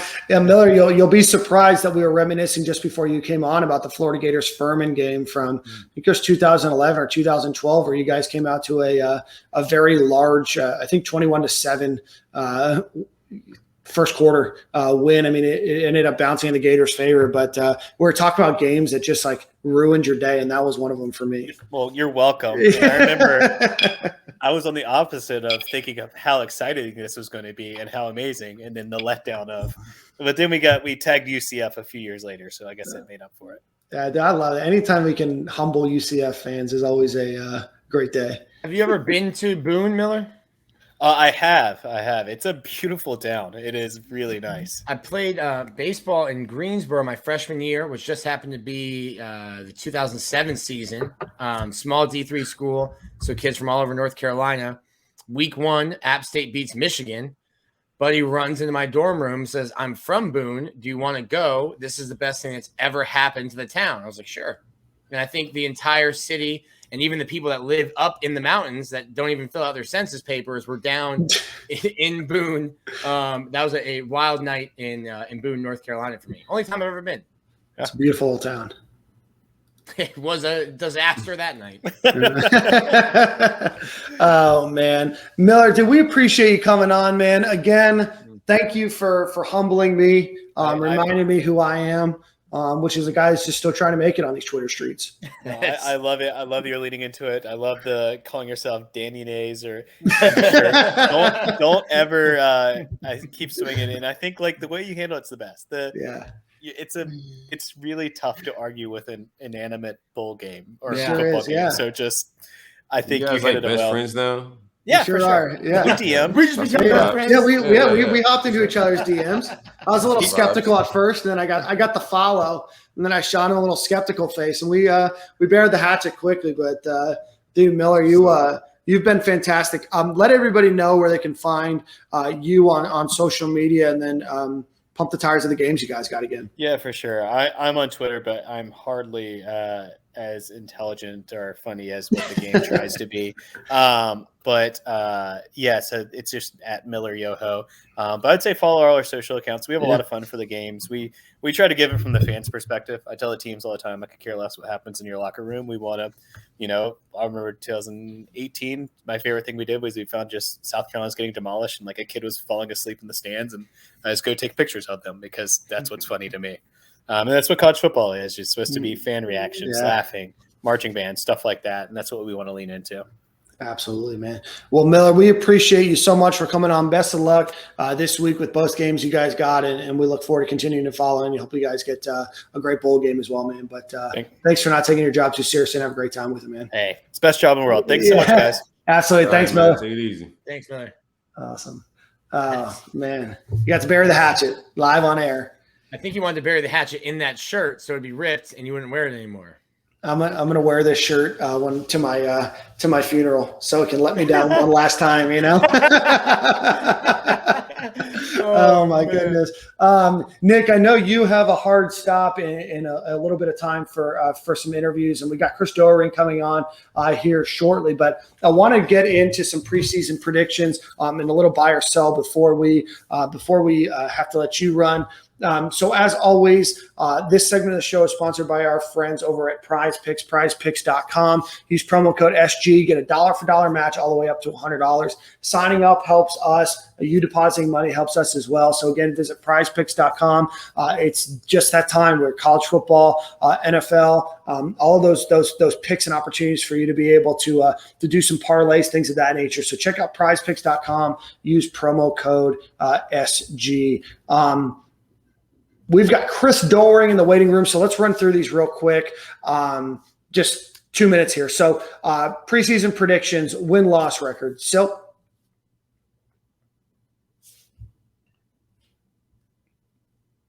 I think you're on mute. My bad, I'm muted. Yeah. Mark me down for 2 L's. I'll go 2. But we're back in Atlanta. We beat Georgia. Nick? That's tough. I mean, who's Georgia's second loss? I don't know. You can pick it. I mean, Arkansas, Kentucky, Tennessee, Missouri, Auburn. They got cake. They got cake from the West. Why do you have to argue with logic? I don't know. You consistently don't come with facts and figures. You want me to do? Debate my take, my own take? I'm going 9-3. 9-3. I'm gonna go 10-2 as well. I think that the Gators have a good season. Let's see. Leading rusher on the team. So that's tough. Naquan Wright. Emory Jones in the caravan. Emory Jones leads the Gators in rushing. I don't see that. I'm going to go with I like Naquan Wright a lot, but for just throwing something else out there, I'm going to go Dameon Pierce. Nick, that is not. I will be for sure. I can't wait for our recap show.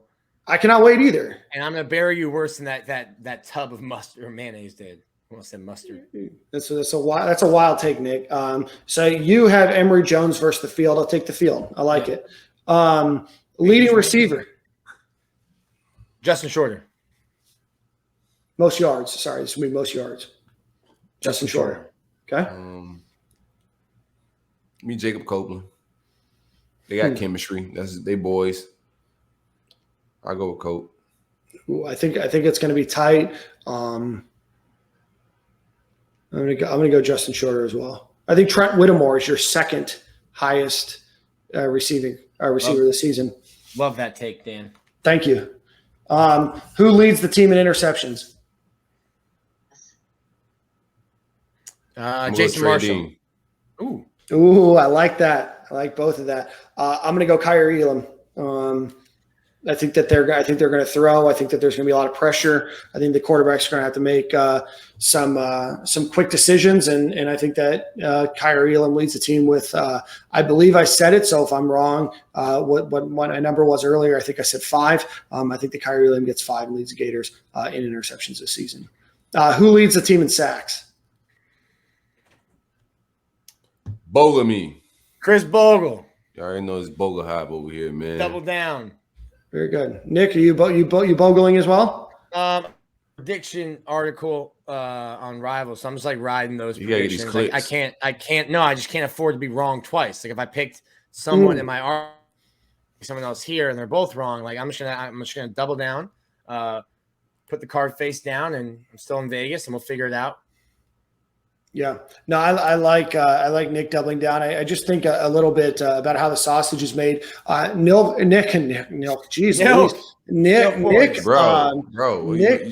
hopped into the DMs with 8 predictions. He said, "Hey guys, I need to go for 10." So we gave him a bunch. We gave him a bunch of bold predictions that he could use, and he used none of them. He stuck with 8. That's disappointing journalism. I don't feel like you trust me either, Nick. So Bogo, I'm gonna go with Brent Cox. I think this is the year that he shines up. So Nick, I know that you may have to leave during the middle of this, but let's bring former Stadium and Gale alum, University of Florida legend on Chris Doering. Chris.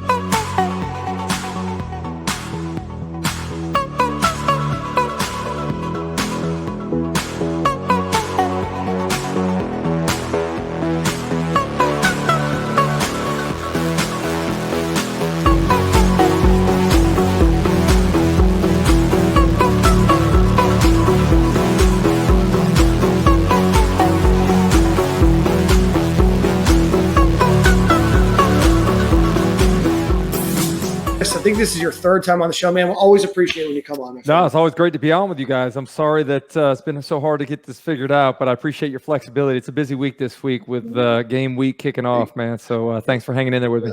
Yeah, absolutely. For anyone watching on YouTube, Chris has what my backdrop is aspiring to be. We're working on it. You have to go play What's football. crazy? What's I don't crazy think about that, my Nick? high school baseball jersey will look the same Right. as a UF football jersey back there, though. It's coming along, man. This was perfect for the pandemic, man. It worked out well with us having to do a lot of stuff from home with the SEC network. So it kind of came into place by accident, man. I love it. Well, Chris, I want to talk to you a little bit. And we won't take too much of your time today. Obviously, the Gators are coming in with a lot of question marks. You have a new quarterback. You've got a new crop of wide receivers. You've got a new tight end. You've got a lot of new names and faces on defense.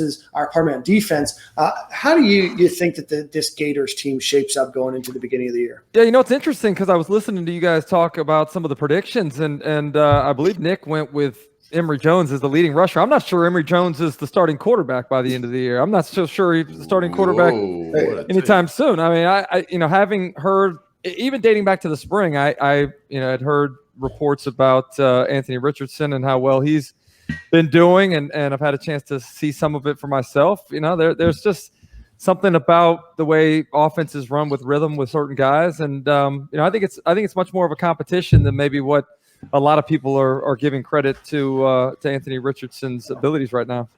Let's tell the producers to go back. We're going to redo that segment. Yeah, I like that. I'm glad he brought that heat. I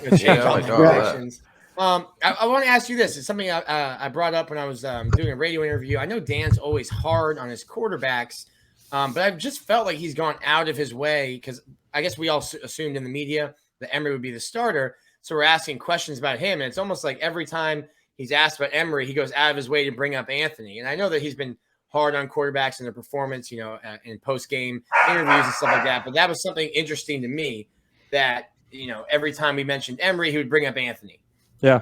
Well, let's be honest, man. I come from the school of dueling quarterbacks and competing at every single position. Coach Spurrier was not afraid to make guys have to earn and keep their jobs at the quarterback position. So I love the fact that Dan's promoting competition at that spot, as they are at everywhere. I mean, I think what you're looking at trying to do it at being the best schools in the SEC, you got to accumulate talent and you got to promote competition at every single position. And I think that's where Florida is right now. My hope is that they can develop some talent on the defensive line, because I don't think they were as good or as deep as they needed to be last year, and that hurt the entire defense. But I love what Dan Mullen does with his quarterbacks. I love the flexibility in his offense. You saw something totally different from Kyle Trask last year than you saw when he was at Mississippi State, or even when you saw Felipe Franks originally, and something very different than you'll see this year. So I think he's the best schemer, play designer, and play caller that there is in the SEC. And I think what he's been able to do to work around an offensive line that's below average, in my opinion, is very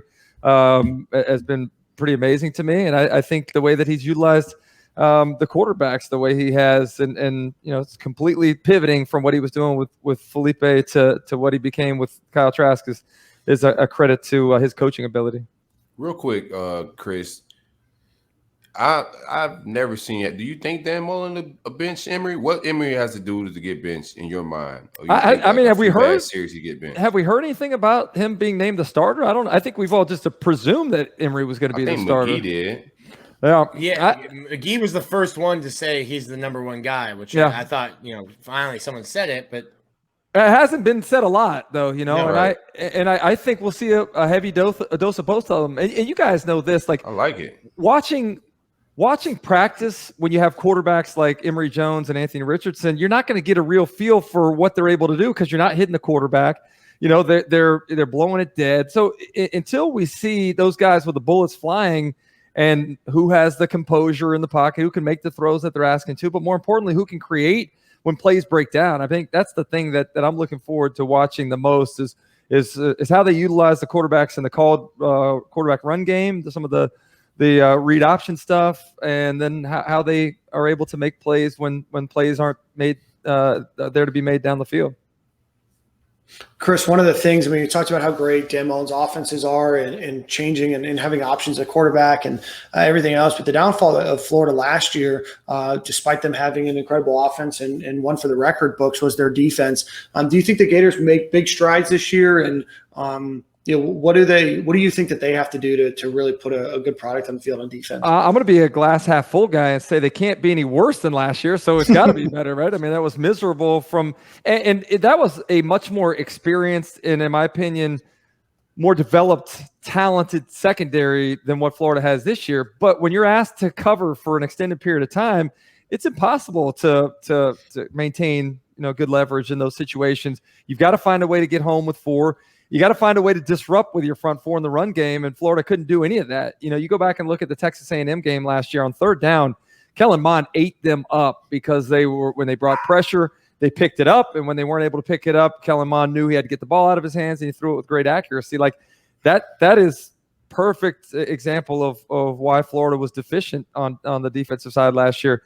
They get the transfer in from Auburn and Newkirk. They get the guy from Penn State. Hopefully that's some depth, but I don't know if those guys are game changers. Javon Dexter's he's got to live up to the hype this year. Nice to have Zachary Carter back, but at the end of the day, this is not a defensive line. I'm sorry, it's not a defensive line that Florida is used to putting out there. Where's the first round guys that Florida has had in years past? They've got to find a way to recruit better on the defensive line, in my opinion, because that's not a position that you can necessarily develop the way you can at other spots. Chris, want to ask you, I guess, some preseason predictions from you. I know you mentioned Anthony Richardson potentially overtaking Emory Jones. What other, what's your prediction for this Gators team, and maybe a record or what do they have to do to be successful this season? Dan, I'm with you, man. I heard your prediction in terms of the win-loss. I think Florida's a 9-win team. There's question marks that could, if answered, could make it another 10-win year. And if not, then Florida could win 7 games. I mean, Florida's got a difficult schedule this year. It's not, fortunately, the out-of-conference schedule is a little bit easier. We don't expect Florida State to be great, but having to play Alabama is certainly not a great draw, and having LSU as your permanent West rival is a little unfortunate right now. So I think Florida catches Alabama at a perfect time, with all the new guys they have on the offense, with a new offensive coordinator, a quarterback that hadn't started yet, to have that be the first SEC game in a hostile environment. I think Florida has a great chance to win that game, in all honesty, and I'm not being a homer there. But I also believe that there are many more question marks that Florida has. It's not going to be popular here amongst your listeners, but I'm picking Georgia to win the SEC this year, and I think Georgia can win the national championship this year. That's how talented I believe they are on defense. Their quarterback situation off of 4 games we watched JT Daniels last year was pretty impressive, but the injuries have certainly mounted at key positions in the secondary, at the pass catcher positions, and on the offensive line now. So there's some question marks to be answered. But I think, again, Florida has overachieved, in my opinion, the last 3 years. I don't think they were as talented as what Georgia was, but I think Dan found a way to beat teams they shouldn't have probably in his first 2 years, and caught Georgia at a good time last year when they were a little banged up, and Florida had a lot of experience on both sides of the ball. They've called us banged up too, Chris. They have. They called us. Hey, believe me, there is nobody that loves beating Georgia more than me. But I go back and look at I thought 2 years ago Florida played tight. I thought Florida coached tight as well. If you remember that game, there was a lot of penalties. We had some substitution, couldn't get guys lined up, couldn't get the calls in. I think they got over the hump last year, and so I hope that makes it a little bit more even going forward, knowing that they can go toe-to-toe with those guys. But at the end of the day, Florida's got to figure out the quarterback situation. Florida's got to figure out how to be better on the defensive side of the ball than we were last year. Do you think Florida has a better chance of beating Alabama or Georgia this year? That's a good question, man. I think Alabama, to be honest with you. Who do you think Kirby Smart is, Chris? Kirby Smart had them in the national championship in the second year. This is Nicholas Saban. Hey, here's the thing, though.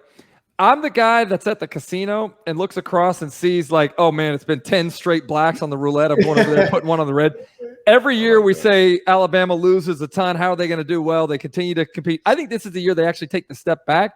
And I don't know if you guys talk over-unders here, but give me the under 11.5 wins for Alabama. All they have to do is lose one game, and you're cashing that under ticket. Are you kidding me? With all the new pieces they got, man, give me the under there. And give me the under on Clemson as well, because I think they lose to Georgia in week 1, and they have the same situation with a 11.5, 12 win expectation on their total. Should have had you on 2 weeks ago. I was just in Vegas for a bachelor party. Had an opportunity to hit all those unders. I crushed it. I was out there for 4th of July, man, and absolutely, it was an unbelievable trip, and finished on the right side in the casino as well. It crushed me. I did neither of those things. Nick caught a sheet cake to the face by Steve Aoki. We had totally different trips, Chris. Totally different trips. Sorry to hear that, man. Chris, I want to ask you a little bit about SEC realignment, obviously bringing in Texas and Oklahoma. You have this new alliance-ish thing that may or may not be a thing. It's a gentleman's agreement between 3 gentlemen that have no reason. What is it agreement on? Like, I don't even know what they're talking about. It's like this, we'll make it a fancy word, the alliance, and everybody will think it's awesome. Like, I don't have any idea what they're even talking about at this point. So it's like it's so like theoretical right now that I can't even speak to that. But I'll say this. I'm excited about having Texas and Oklahoma in the SEC. I think it's going to be awesome to go to Austin. I think it's going to be great to go to Norman. 2 great traditions. And it was inevitable, right? I mean, expansion was going to happen. We're going to continue to see things kind of change in the world of college football. We're in the most turbulent time in the history of college football with name, image, and likeness, with the immediate transfer eligibility. Now we throw in some big-time realignment. Might as well go ahead and happen right now. Let's rip the Band-Aid off and get to where we're ultimately going to be. But I think in the case of Oklahoma and Texas, be careful what you wish for. You know, this ain't the Big 12. You guys know, man, it is a grind in this league week in and week out. And I think, everybody's talking about Oklahoma being a college football playoff team. You drop them in the SEC this year and they lose 3 games, in my opinion. What do you think happens? What do you think happens with the 2030, 2031 Florida-Texas series right now? Because obviously at that point, that's a conference game. Do you try to move that up? How do you work that with the contracts? Yeah, I mean, I actually think that they're going to be – I think they'll be in the SEC by 2023, and I think there's a pretty good chance they're in by 2022. So, I don't know the legalities of the contract situation. Obviously, things change once they get into the league. But, sure. I'm expecting them to be here long before 2025. Chris, what's your opinion on NIL, and do you have any reservations about how everything's playing out right now with it? I have a lot of NIL. Hold on one second, man. Let me put these dogs away. I'm sorry, guys. I want to ask Chris, what would Chris Doering's? Sorry about that. Yeah, I have a lot of reservations about NIL. Like, I would have loved it as a player. I think I would have probably cleaned up pretty well, to be honest with you. But I think at the same time, like, what are the rules? When the NCAA throws their hands up and says, hey, you guys figure it out at the conference level, you guys figure it out, at the school level, we're seeing BYU. I think BYU came up with the greatest plan ever where, they got some private group that's giving every single walk-on paying for their schooling. Like, that to me is like what Alabama used to do back in the day when they were hiding football players on the swimming team and on the tennis team.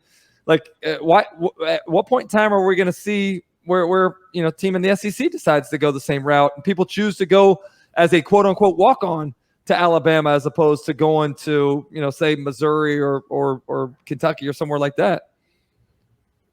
Yeah. What would your first endorsement have been? Well, that would have. Here's the bad thing about it. I don't think you could endorse like bars and clubs because it certainly would. Back in the day, I mean, TJ Morrissey's was my spot. I mean, I had to be a TJ's guy. But yeah, man, it's something party related. Something that would be something would be in the good time zone, man. Hey, Chris, what is your thought on Midtown currently in Gainesville? We have this debate often between Salty Dog versus Balls. If you had to pick one or the other, which side would you be on? Salty Dog, obviously. Oh, damn. I don't know why you did that to yourself. I knew Chris was a salty I'm setting dog myself guy. up for L's. First the Duke's Mayonnaise Bowl, and now Chris Doering, Yeah, I mean, I think Salty Dog is one of those just iconic spots. I'm sad that the porpoise isn't there anymore. I do like, I like Social, but here's the thing, man. I got told not too long ago, I tried to go into Fats, and they told me I was too old. They told me it was a student place, so I'm still not quite over that yet, man. Oh, man. They don't even know who you are. I was about to say, if they told you they was too old, they too young, they don't know who Chris Doering is. That's right, Get them out the city. I had to tell them my daughter was in there in order to get the entrance. So using her to get in bars these days. That's hilarious. I seen on Twitter you had your ultimate SEC offense. Do you think Matt Corral's the best quarterback in the SEC? I think he's one of the best in the country, man. I think he's the best in the SEC right now. I think he's in a perfect offense, having a chance to come back and after having a season under his belt, made some mistakes through that 6 interception game against Arkansas. I think he'll learn from that. But I love what Lane Kiffin and Jeff Levy do there in Oxford. And I think he's going to have a chance to have a Heisman type year this year. And I think their defense is going to be a lot better, much like Florida's situation. They can't be any worse than they were last year. So, I think Otis Reese is one of the keys to that defense. You saw him Silk on my defensive team. Only played 3 games last year after getting that waiver late into the year, but he's an impact player that's going to help that defense get better. And they've just improved their numbers in terms of just defensive roster from where they were. So I think Ole Miss is a team. I would take the over on that number too. Chris, where do you ultimately see the Gators finishing? I know you said 9-3. Where do you think that puts them bowl game wise, and how do you think the fan base is going to react to that? I hope the fan base reacts well to that, given what the schedule is. I hate to criticize our own fan base, but they've gotten a little spoiled at times, and I think that. You look at what Dan Mullen's done, 3 straight New Year's 6 bowl games after inheriting a 4-7 team. It's pretty amazing not only how he's done, but how quickly he's been able to turn it around. I think Florida probably ends up in they might get into another New Year's 6 bowl game this year. I don't think it's a college football playoff year yet, but I think it's coming. I don't think Florida's too far away from it, and I think it's looking back to last year, one of the biggest disappointments that I've had in a long time when it's come to Florida football was that LSU game, being a 21-point favorite. And I always thought that Dan Mullen's coach teams have never played down to the level of competition. I thought that was the first time I had seen that, the first time I had seen the team kind of take another opponent for granted. And, I hope they learn from that. But being that close to having an opportunity to go to the college football playoffs and letting it get away at home like that was a big lesson, hopefully learned for this roster and the program in general. Are you with the Kentucky hype? I'm seeing a lot of people saying the SEC East is Georgia, and then like a mixture of Kentucky, Florida, Missouri, and like kind of being lumped in a second tier under Georgia. I've been on the Kentucky hype for a number of years now. I thought they let me down a little bit last year, but I am excited about Liam Cohen coming into this conference and what he's going to do in terms of the offense. They were pitiful throwing the football last year, and obviously that's why Eddie Grant's no longer there anymore. But I think what you're going to see, Will Levis, is they've been blowing him up for what he's done this preseason. I think they're going to mix in a little of that play action, naked boot game off the outside zone stuff, and if they can run the ball as well as they have the last few years. I think Chris Rodriguez is probably one of the most, if not the number one most underrated player in this conference. But I think I still have them behind Florida. They've got to find a way to beat the Gators in Lexington, something they haven't done in a long time. That atmosphere is going to be electric for people that haven't been there. That is a good atmosphere in Lexington. Those fans enjoy football, and so I think it's going to be a big game when Florida goes there. October 2nd? But the game to look at, guys, is the second week of the season. The first SEC game between Kentucky and Missouri. Missouri absolutely embarrassed Kentucky last year in Como. Now they go back to Lexington this year. And I think that's going to be the game that decides who the challenger is in the middle of the conference for Florida and Georgia. Chris, outside of Kentucky and potentially Ole Miss, who are some of the other surprises that maybe fans aren't talking about? Or on the flip side of that, who's a team that's maybe getting a little bit overhyped in the SEC? I'm interested. Texas A&M. I know they navigated their schedule very well last year. I know they were able to sneak by Florida in a hard-fought game where Florida turned it over late. But to me, when you lose 4 of your 5 offensive linemen, that team, the heart and soul of that team last year was their offensive line. Their ability to run the football with the physicality up front, Isaiah Spiller finishing runs, the play action pass off of that. That's what made that team go. Now, I think their defensive line is going to be tremendous. And if you haven't seen DeMarvin Leal, he's probably the best player in the conference heading into this season. But I do believe that they're probably going to take a little bit of a step back this year because of the offensive line. And Haynes King, trying to get his feet wet as the quarterback. Kellen Mond, you may not have loved him, but I thought he was pretty solid last year. And so I think Texas A&M may be a little overhyped right now. And then I go back and I look at Missouri. I think Missouri is underhyped. I really believe in Connor Bazelak. I think he's right there with Chris Rodriguez in terms of a guy that's not being talked about enough. And I love Coach Drink. I think what Coach Drink does in meshing different schemes together and putting his quarterback in a position to be successful is one of the more impressive coaching jobs in the conference this year. The thing that I do have concerns about are who the pass catchers there. Can those guys be a little more consistent catching the ball than what they were last year? And I hate the fact that Florida goes there in November. It's not going to be warm. That's going to be a tough game. If you've overlooked that one on the schedule, that's your fault. As traveling media, I also hate that game. Yeah. It's a cold and dreary game. Well, Chris, man, we appreciate you coming on as always, man. I appreciate what you do for Gator Nation. Remind everybody where they can follow you on ESPN and the SEC Network. And getting cranked up this week. Tennessee opens the season on Thursday night, so we'll be in the studio for halftime and postgame of that one on the SEC Network, and then I'm on every morning on Sirius XM channel 374. It's the SEC channel on Sirius XM. So catch me there weekdays as well from 8 to 11. Chris, I have one final question. It's about Tennessee. I know that they named Joe Milton quarterback today. It seems some question marks about who's going to call play. It seems like there's a lot of just more confusion at Tennessee. Do you think Tennessee, obviously they will at some point in life, in the next 5-6 years ever return back to the Tennessee of old, or do you kind of feel like this is who Tennessee is now? It's funny. We had this discussion this morning on our radio show. And it started because of our talk about Nebraska. Nebraska is a complete embarrassment. They'll never get back to what they once were because they changed who they are. If they wanted to have success, I would tell them to go back and let's run that triple option stuff you used to run, because what do they got? They got big guys up front, right? You can recruit the home state there with some of those big players on the offensive line. Skill players don't want to show up in November and December and play in Nebraska. That's not a thing anymore. So I don't think Nebraska ever gets back to where they were. I do think Tennessee has a better chance to do so. I think Miami's another one of those teams that could potentially get back there, but they've been hurt a little bit by teams like Alabama coming in and raiding the South Florida talent. But at the end of the day, I think Tennessee is probably better suited than Nebraska is to at least make a run at it. I don't know if they're ever going to be the consistent team that was kind of our nemesis in the early to mid 90s that normally determined not only who was going to win the East, but who was going to win the SEC as a whole. But I do think that they have enough ability to recruit talent there. They have facilities. They got a great fan base. There's no reason why they can't, have a shot every couple of years to get back to Atlanta. Awesome. Well, Chris, man, again, we always appreciate you coming on the show. Best of luck this season. I always look forward to hearing you call a game, and you do a great job. And thanks again so much for your time. Appreciate you guys. Thanks for having me back. That was a good one, man. Bye-bye. Thanks a lot, Take care. Chris. Chris Doering, one of our favorite guests on this show. So super excited. Nick, do you have to go, or do you have a second to stick around for some buy or sell? Buy or sell, let's do it. All right, buy or sell. The Gators score 42 points against FAU. Man.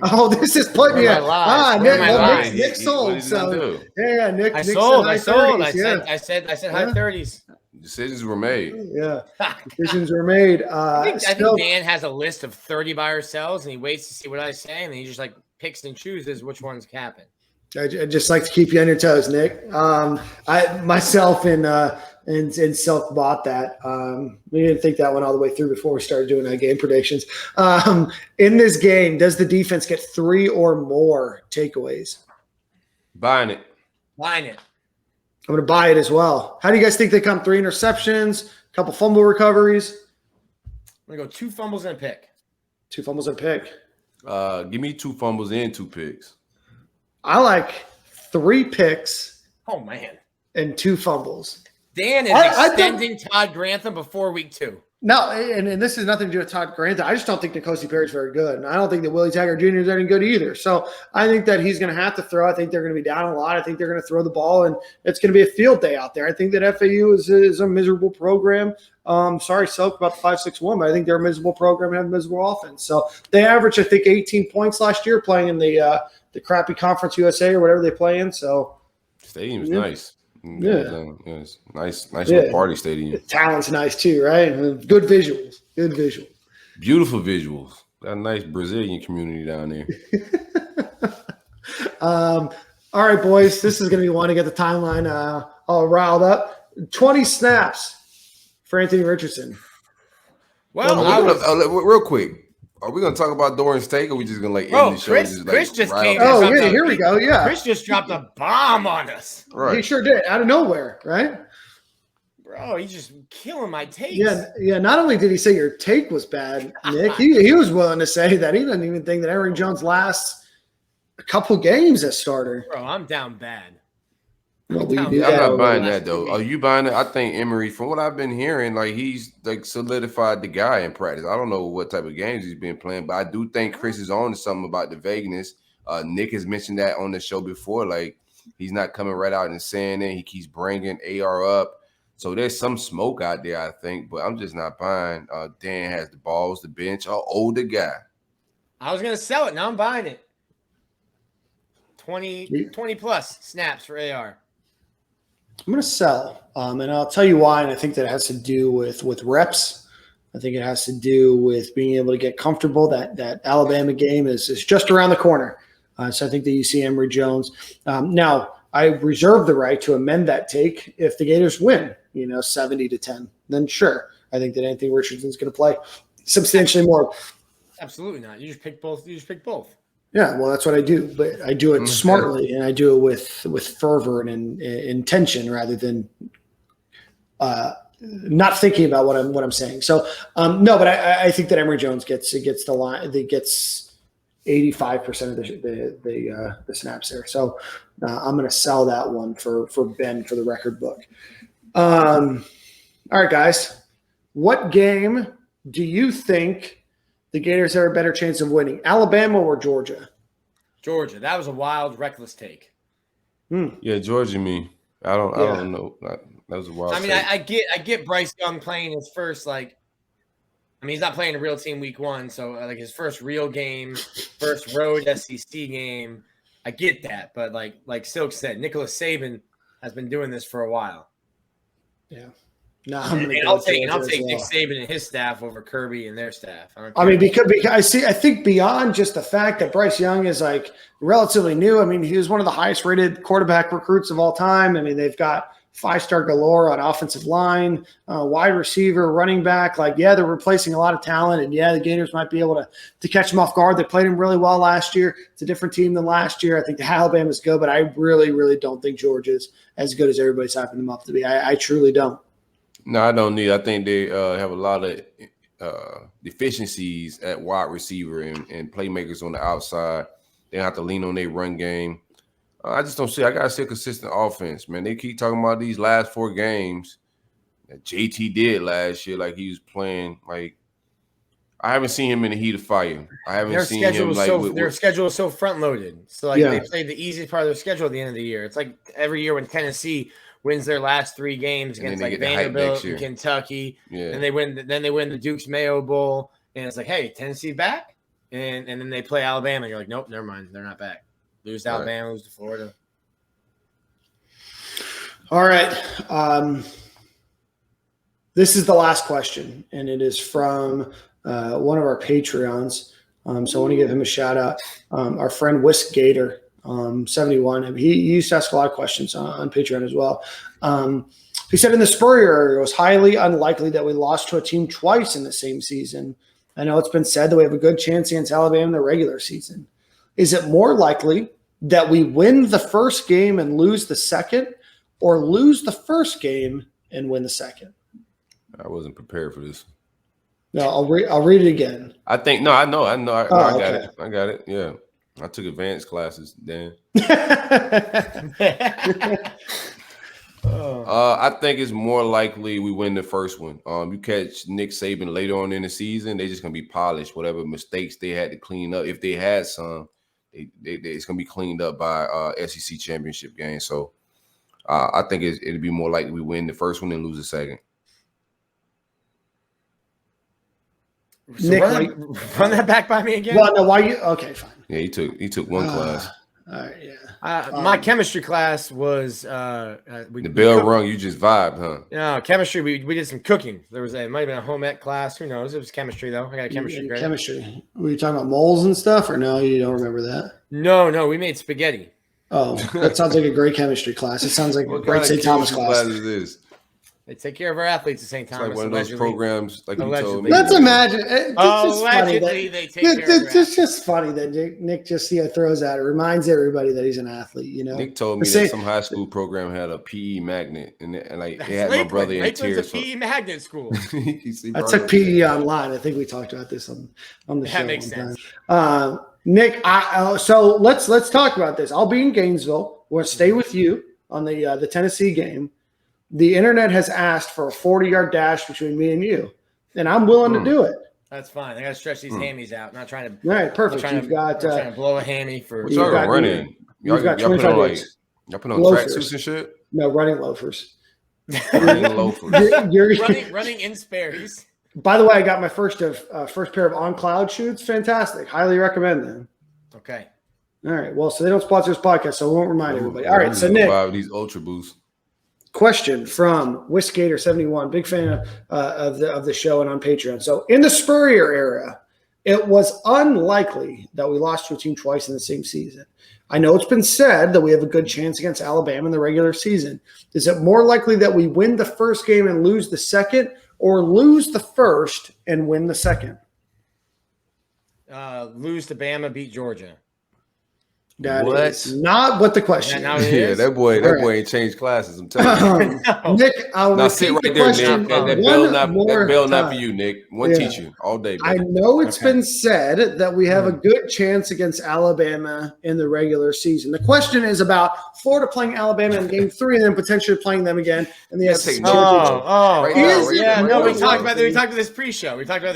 Is it more likely the Gators win the first game and lose the second, or lose the first and win the second? It's not likely they beat Alabama in either game. Well, that's not what the question is. You had an A or a B.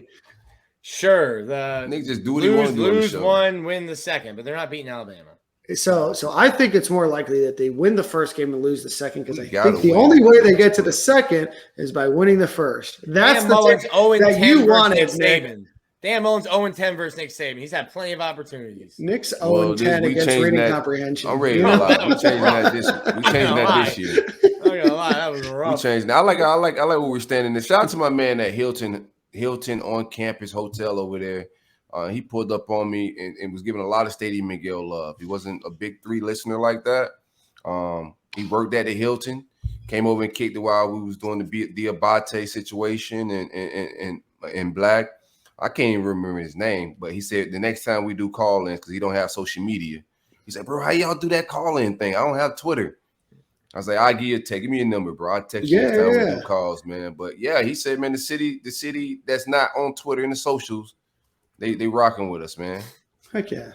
They'll love it. Well, tell them, give him my phone number. I've got tell them I'm a Hilton Diamond member. But then I'm ready to stay there when I'm in town. If I can move off of staying at Nick's place and just get the Uber to and from balls and not have to worry about taking him to Salty Dog, I'm here for it. Yeah, I can see that. I love it, man. Well, Silk, give us a Manscaped ad read, and then let's take us out. Nick, get ready for the song.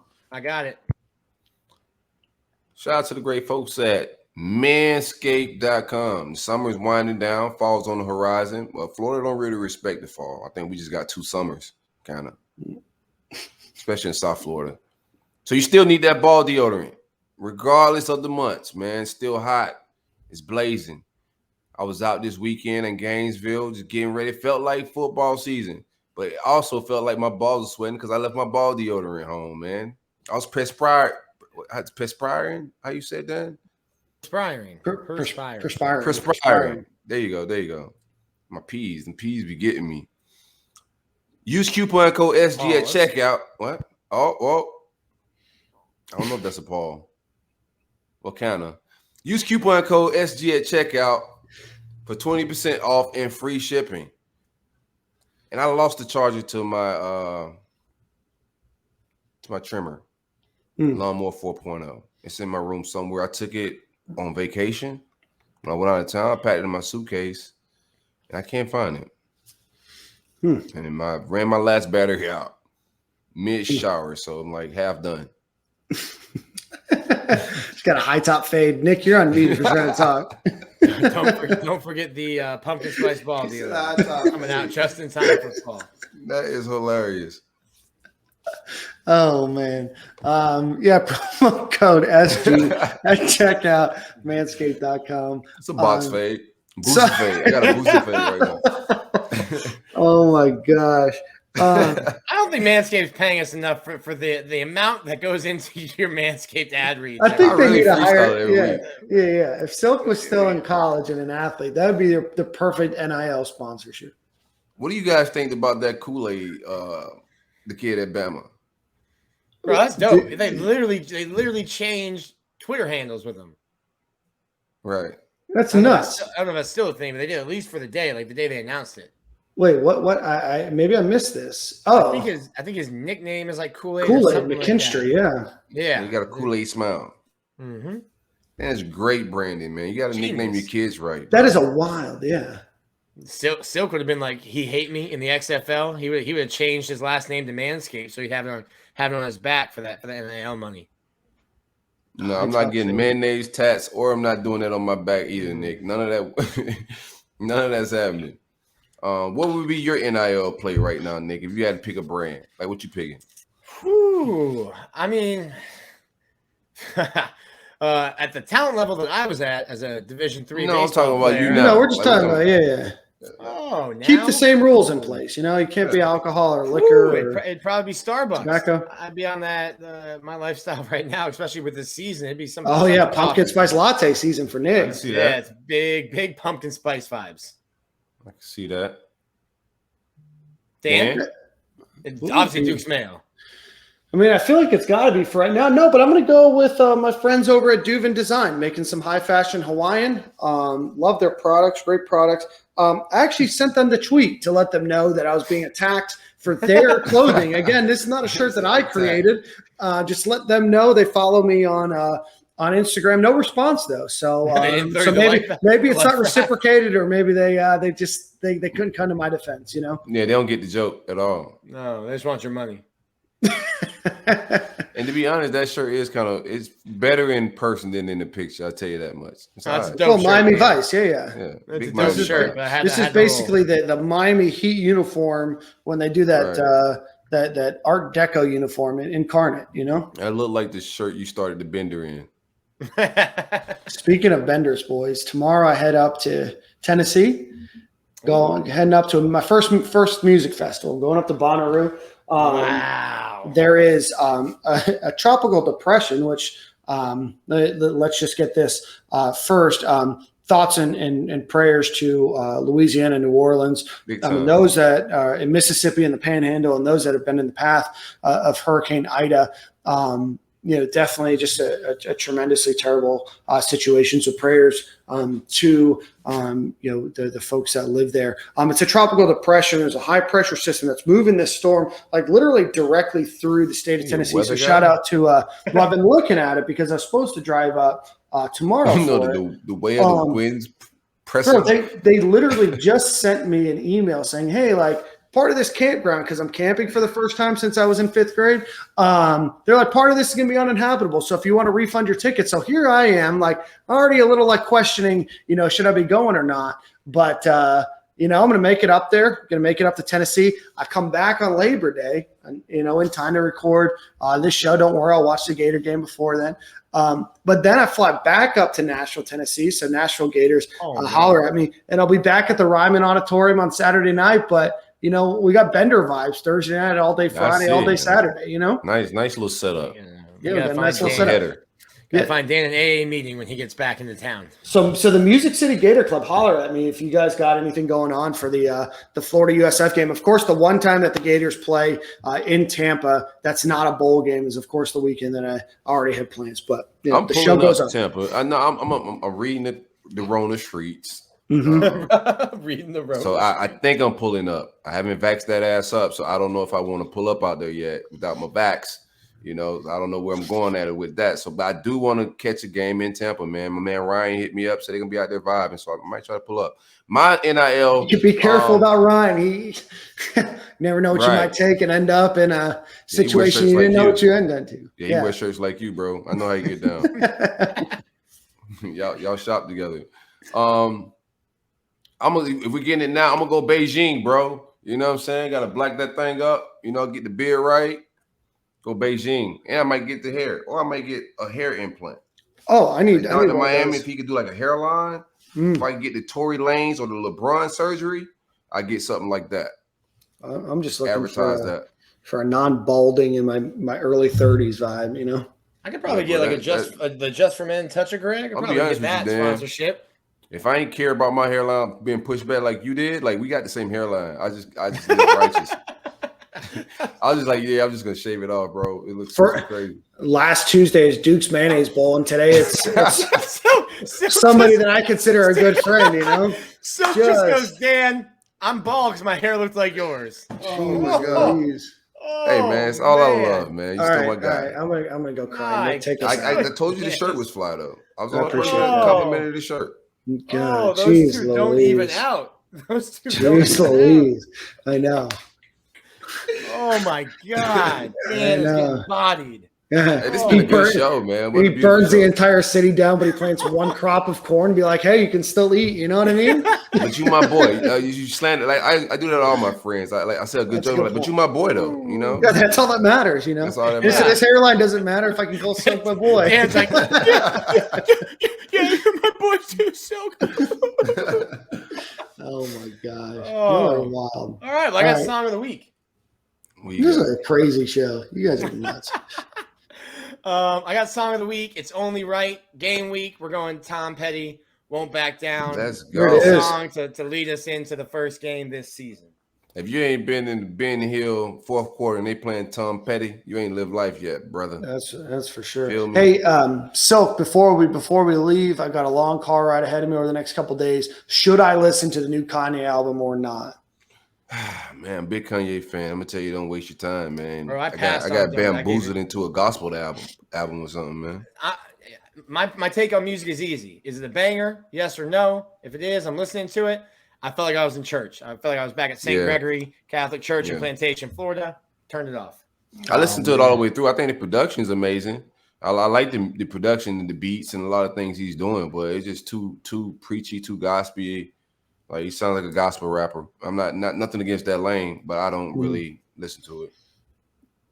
No. All right, boys. Same corner, same time next week. Absolutely. If you can make it, my God, what a rough podcast. What a rough day. I know. Tough All scene. right, boys. See you guys next week.